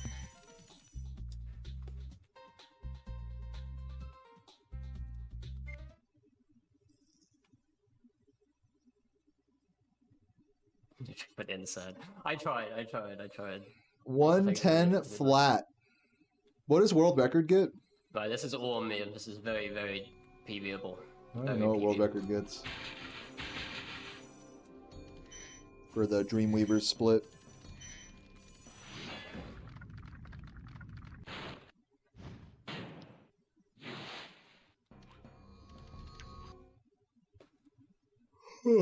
Assuming I've not missed any gems at Sleepy. this point. No, I have not. Good. Somebody was in his chat talking about, hope he didn't miss any gems. Ooh, we got a jokester over here. Oh, hitting that first? Yo. Okay, hold on. I see you doing that, and I raise you just charging into it. I'm going to make a note about that. Because, yeah, it makes the level more dangerous to blow the gold sparks, but you technically don't need it. Right? Am I seeing everything correctly? Yeah, as long as you don't take accidental damage from between here and the TNT teamwork, you'll still have green sparks. It was a 109.2x. Yeah, dude, 108 is definitely possible. 108 is definitely possible. I'm surprised it isn't a 108, actually. I thought it was better than that.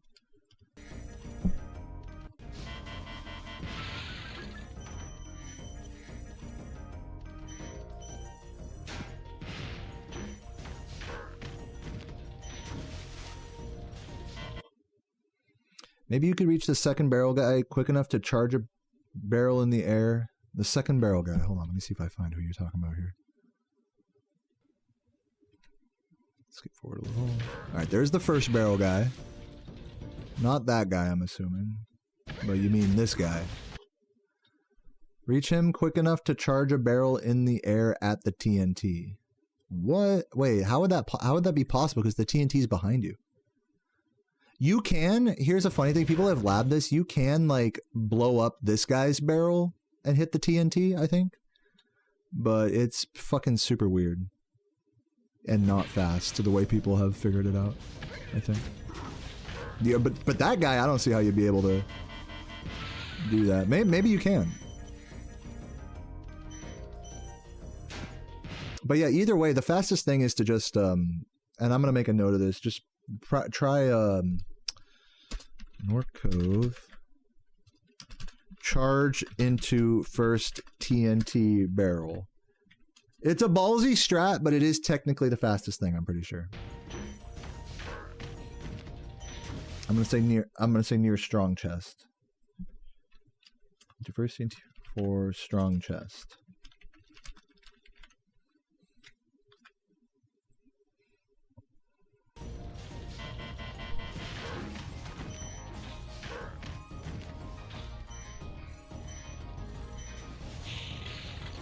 Unlucky. Should have left it, honestly. It doesn't matter. No, usually, actually, it makes sense to turn around for that one. Shows he has a good presence of mind right now. He's like not stressing. He's not playing nervously. Again, here with these metal chests, it's kind of the same thing I was talking about in Ice Cavern. Is it not faster to charge jump into them? Like hit them at the height of a charge jump so that Spyro falls out of the air and moves more quickly than a bonk, which has to move from exactly 0 speed and like more cooldown. I'm pretty sure it is. I mean, I guess I need to time it when I go and do all this labbing, but...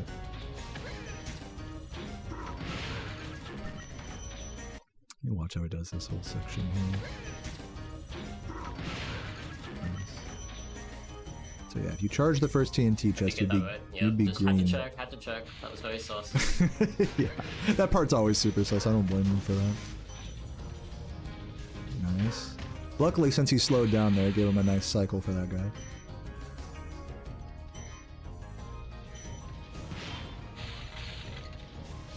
Nice. That was slick movement to get to the left. Normally I would like accidentally hit this fucking thing.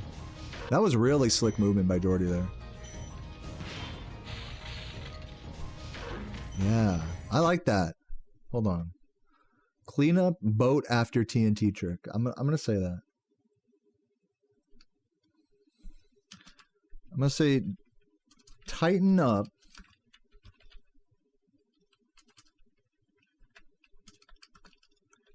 Double spring chest after teamwork. That movement is really tight the way he plays it here. Like I don't know if you guys like realize It is really hard not to bonk on that corner and to not get hit by the metal chest, or to not accidentally hit the metal chest there. I didn't even know you could do this. Like that's how crazy that this is. This is like blowing my mind right now. I'm gonna even say like go left of chest. Tighten up double spring chest movement. Tighten up double spring chest movement after teamwork. Hold on. Double spring chest movement. Go left of barrel. Hopefully I know what this means. Are there any other double spring chests in this level? I don't think so. Oh, there is towards the end. Tighten up first double spring chest movement. Go left of barrel. Yeah. And then there's the other spring chest later, towards the end.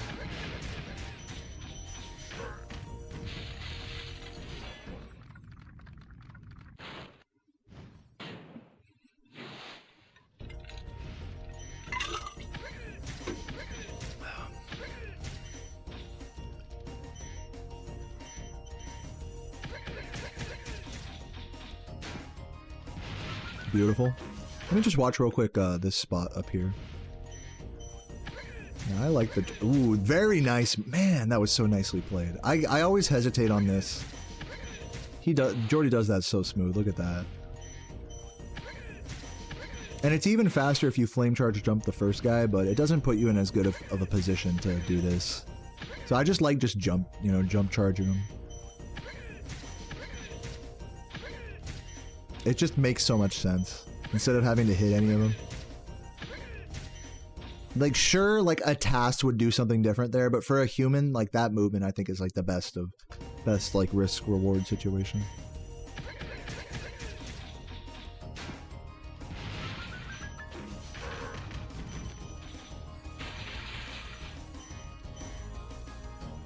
He's using Jordy's making it a point to use walls to turn around. And I'm not like convinced that that's actually faster than just turning like towards the open direction.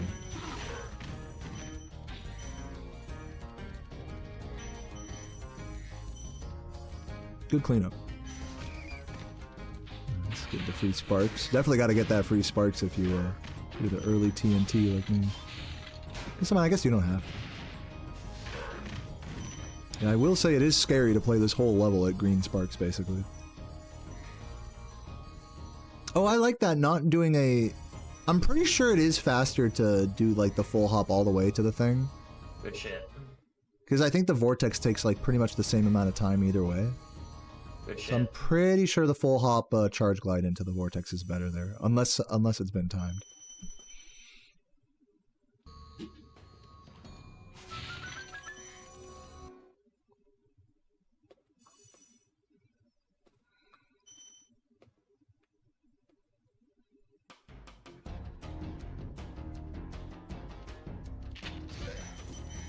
Okay, flaming this guy really early. I'm starting to pick up how to do that.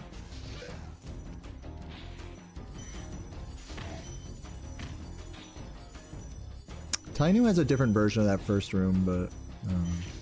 Okay, Jordy has a 6... Okay, hold on. Actually, I gotta make a side note about this level. Jordy has recently been picking up the proxy route here, which Tainu has a somewhat better version of than what Saboom used to do. But optimally speaking, you know, both routes are really good, so it's hard to say like which one's the better one. If anything, the route with the this takes out the supercharged turnaround on the strong chest. If you do the proxy, he's gonna do a supercharged turnaround on the strong chest on this route because he's doing like my route. But if you do the proxy here, then you technically don't have to, you can just get the supercharged strong chest and not have to worry about the gem RNG of having to do multiple laps. So basically, if you do, from what I think the consensus is that if you have to do more than one lap for the gems, that my route is suboptimal, basically. But if you don't have to do that, then my route is optimal. Which puts this at a very near and close, like doing the proxy route. Okay, puts it very near and close to optimal without having to rely on RNG. I feel like that was something I would So I might look into it. Probably never caught. I'll make a note about it. But I'm definitely, for all the other stuff I have to work on, I'm not in a hurry to like reroute this whole level, to be honest with you, but we'll see. Twilight Harbor, check out. I believe Tainu posted the proxy route. Check out updated proxy route.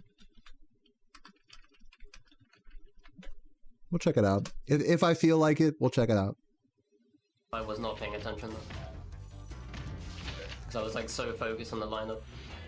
There's still a lot of little things in this route that I think have room for improvement. Like that last room before this area. Like Jordy, like normally does a version of this, and now like obviously he's doing a bunch of recovery, but like Jordy gets the early boxes there, stuff like that. You know, there's like a lot of little stuff. This little cleanup in this area right here. You know, seeing how far you can stretch that flame charge and cut across the. I don't know.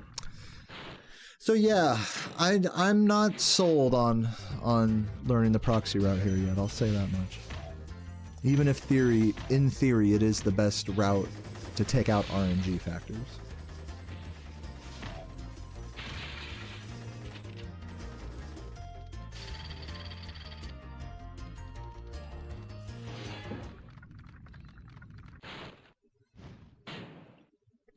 So this one's low on the priority list.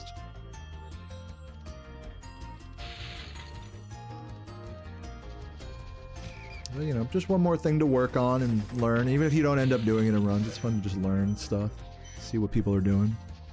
This one. See, it's like that because of the gem RNG there, he has to do 2 laps. Like, and generally, whenever I'm doing runs, I always just do 2 laps out of safety, anyways. But now, kind of like the 1 lap strats are kind of becoming the question. Can slide off there, by the way.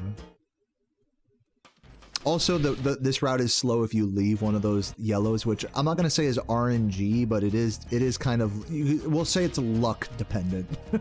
Whether you get one of those yellows or technically it's not luck dependent, but you got to get lucky, in other words. Technically it's not RNG, it's all execution whether you grab all those yellows, but technically speaking. The reality is sometimes you gotta just get a little lucky with that movement.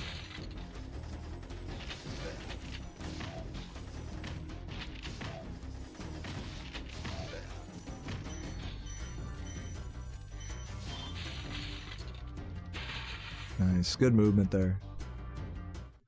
Also, charging into, I gotta remember with these vortexes that we don't want to like jump into them. It doesn't matter. You can just charge into it as quickly as possible once you get that blue. Same thing with Cove, like the vortex times aren't, as far as I understand, they're not affected in this part of the game, whether you jump into them or not.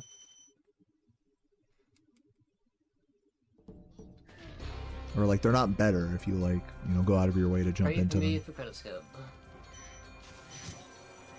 But if anyone has done research on that, I'm happy to have my opinion change on that. See how credit skip goes, man. See what you got.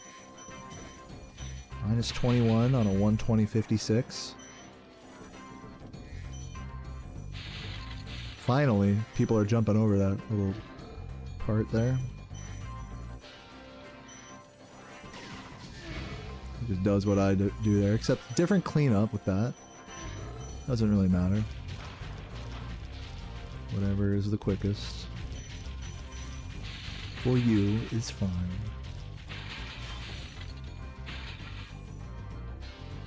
Doesn't do a friend glide there. Just goes for just a raw charge jump.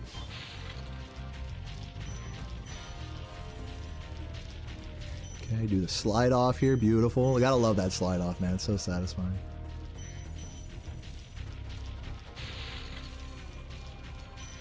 Good skittering.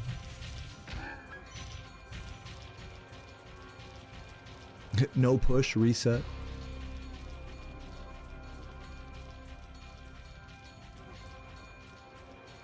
This is just becoming like a commentary for me. I'm just commentating over this. Now it's really becoming a reaction. Okay, let's see how he does on credit skip. Not going for single shot. Oh, walks forward a lot for that double shot. He even gets like kind of launched a little bit out there more. Yes. Nice. Okay. No, that was actually a really wacky credit skip. He walked forward like a lot here. He got really up close to him. Good setup. And then he like walks forward a good like extra step than you need to. Like you only need to walk forward a little bit here. Just gonna frame advance. Should I do it in slow-mo? Wait, hold on. Because I want to get the Jordy voice in slow-mo. Like in Lofty. Let's get the half speed. Yeah, that was quite a bit of walking, I think. I mean, it's a very minuscule amount. But it's enough to kind of push him forward on that proxy instead of get pushed back, which is kind of a good thing, honestly. That's actually not a bad thing. It's just, you gotta be ready for it. So I'll keep that in mind, like having a little bit of extra pep to my step, so to speak, with the trick. Not being afraid to walk more rather than less. Okay, one more level. This one wasn't as funny as the Lofty one. The Lofty one, he was like, oh!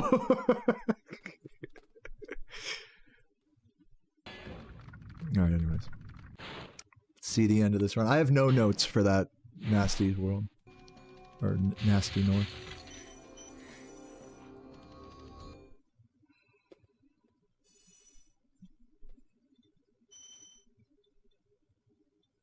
Kill this fucking bot.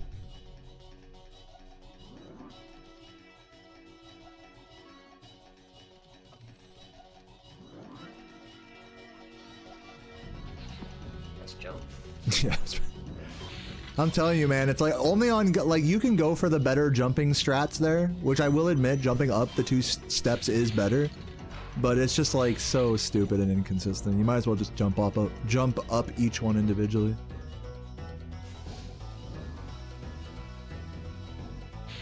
But I'll look at those. I'll make a note about it real quick about Nasty no notes. Technically, another thing you can do in Nasty actually is take damage intentionally on the firework chest to save time.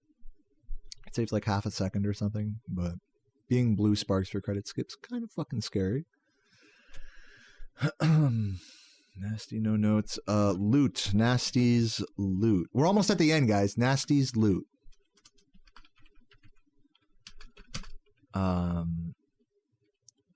Mess with double stairs. We'll just mess with it, you know. It is technically better to double stare. Technically better.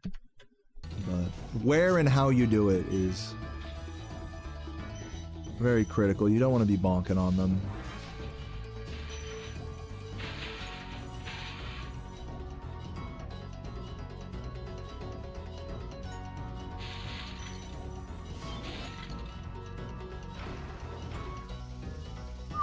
By the way, Tulu, thank you for posting the Twilight Harbor proxy route in the chat. I might actually I'm gonna bring that up in another tab.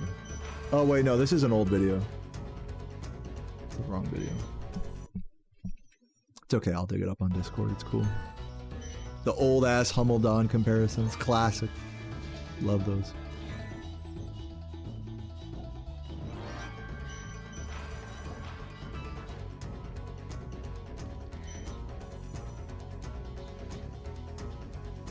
He didn't get a early first point, did he? No. Let's check all this movement again. All very straightforward. Dude, Mexican food sounds so good right now. I got Sarah and I some Indian food last night, so I'm gonna have some leftover garbanzo bean curry, some chana masala with rice and naan and stuff, and chutney, and raw onion. Ugh, sounds so good.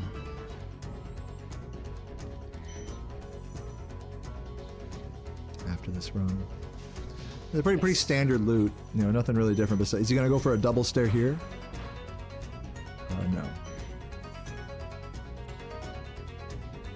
Doesn't go for the slide off there. It doesn't matter.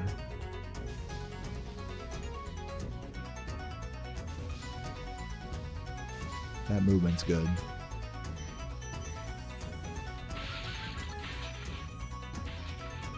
Very good. Very good. I kind of like that he cleans it up left to right like that, or that he cleans up that spot clockwise rather than counterclockwise like I do. I like that. I might mess with that.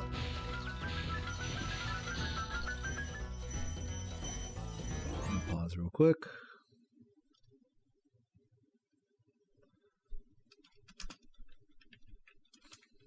Two flop fly up golds. Clean up clockwise. And let's just check the treasure room one more time here, because 2-ball did come up with a different one. Let me see how Jordy does it. 2-ball hits this one right away on the right. But it looks like, I think Jordy just fucked up. I don't think he meant to hit that back one right away. I think Jordy just missed and hit the back one early, which doesn't matter.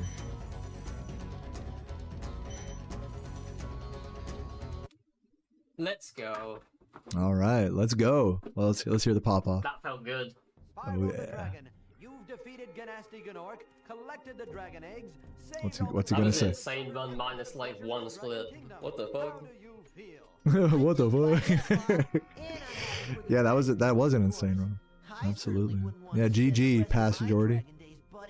It's cool to see like he's pretty chill. I mean, he's not like fucking, oh my god, mom, get the camera. He's not like losing his fucking mind or anything. I'll go over the run in a second, but yeah, crazy run. Like normally how I would be on a PB. What the fuck? 120, let's go. Even if I get like a high 120, I'm still popping off a little bit. It's funny, Jordy's just so chill. You got the chill pop off, which is even better. It's even better for speedrunning to have the chill pop off.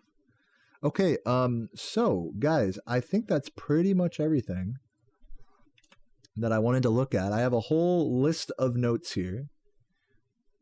You know, beautiful stuff here. That I'm going to go through these notes. Damn, there's a lot of stuff. I'm going to go through these notes methodically over the next few days of streaming. And I'm probably not going to do any runs for a while. At least a few days. Because I need to reprogram. I need to get into a, you know, swag strat, optimization, you know, whatever. Just rewire the 120 brain. However I want to do things is fine. But just rewire the 120 brain. Try some more alternate strats. Practice all that stuff. And try to get into a run, you know, and just do that. So it's going to take a few days of practice and relearning to do that, but I think it's what I need right now in this game, in this category. I've been grinding really hard and driving myself crazy with my current strats and stuff, and I feel like this is the way to go right now, so hype. Spicy fucking ramen broth just hit the back of my throat, dude. Let's fucking go. So yeah, guys, you know, I guess I'll do a little outro. If you guys have seen, if you're watching this on like the main channel, like later on down the road or something, thank you for tuning in. Hopefully I do like chop this down a little bit and make it to a more palatable video. There was 3 hours and 43 minutes of me just ranting about Jordy's PB and strats and stuff. I hope it was interesting to some degree. And yeah, I just want to say thank you for watching. I love you guys chuggers in the chat.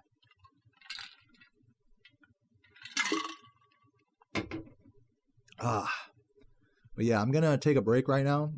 Maybe eat some food. Maybe play some RuneScape. We'll see. I kind of want to do some more San Andreas learning today.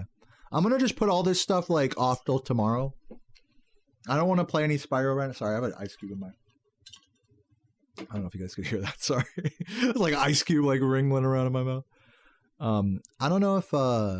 Yeah, I'm gonna leave this. Let all these strats simmer, and then like visit it tomorrow, and then we'll get into the practice. But for now, I think I want to probably grab my laptop after lunch here, stream lunch, and then do some fucking San Andreas learning. Maybe crack open a beer after lunch and do some San Andreas learning. So whoever's down for that, please feel free to stick around and hang out. But until then, I will be right back, and I love you.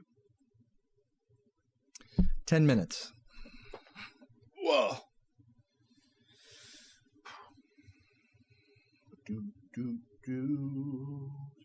Grab some more water.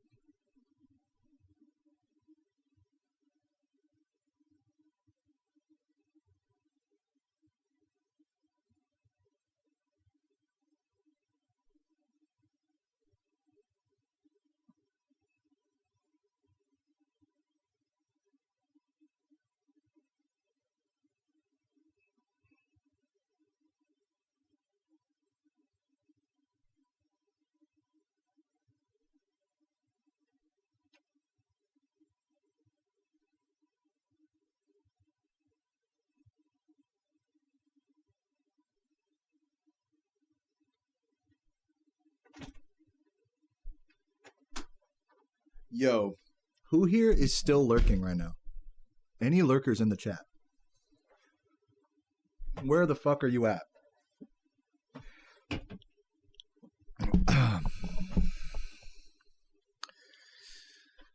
I'm gonna quickly set up Runescape here. I don't feel like hopping straight into San Andreas this second, but I think I'll hop into Runescape for a moment.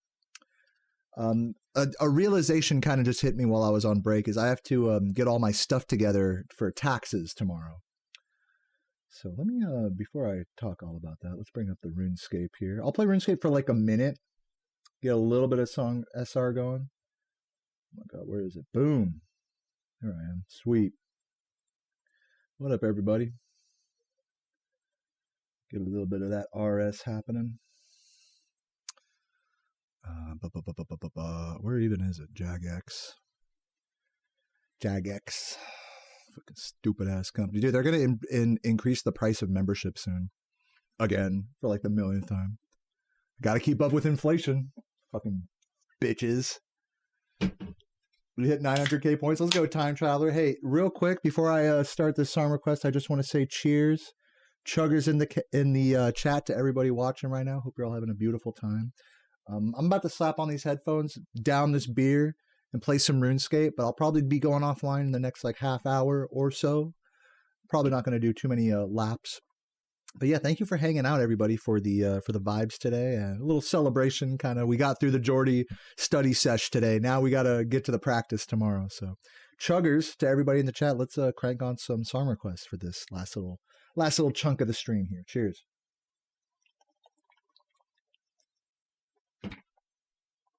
Oh, hold on. That was too good.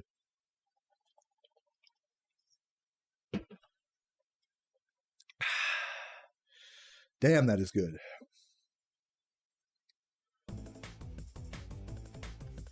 We got Beard with a request right after this. Oh, and before, hold on, I'm sorry. As much as I fucking love that song, I'm going to pause it real quick and switch it to my headphones before I forget. So that way it doesn't play on. I'm so sorry, YouTube. You guys do not get to hear the music. Don't blame me, blame YouTube.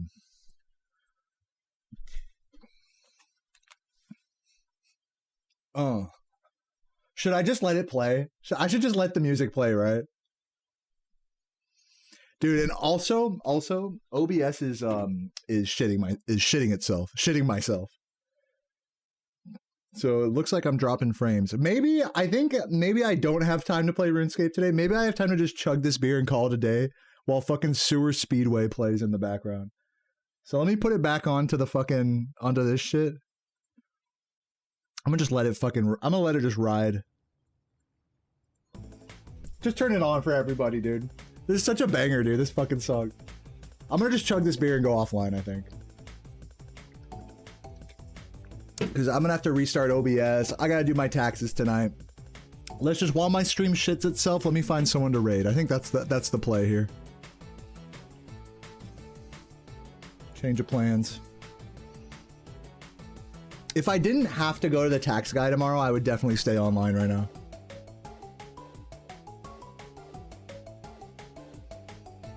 Okay, Jordy is on. I might as well raid Jordy, right?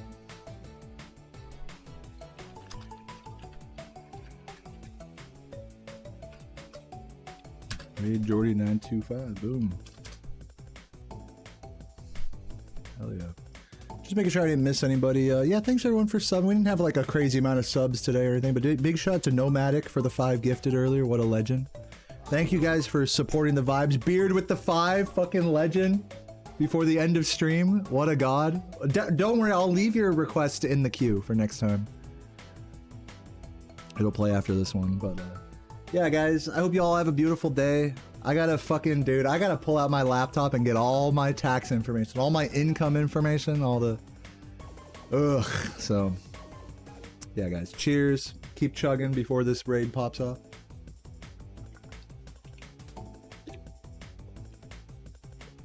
Can I finish it before the raid? We're like halfway.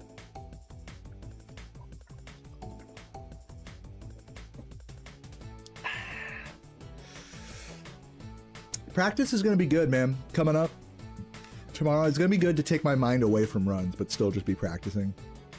Good transition.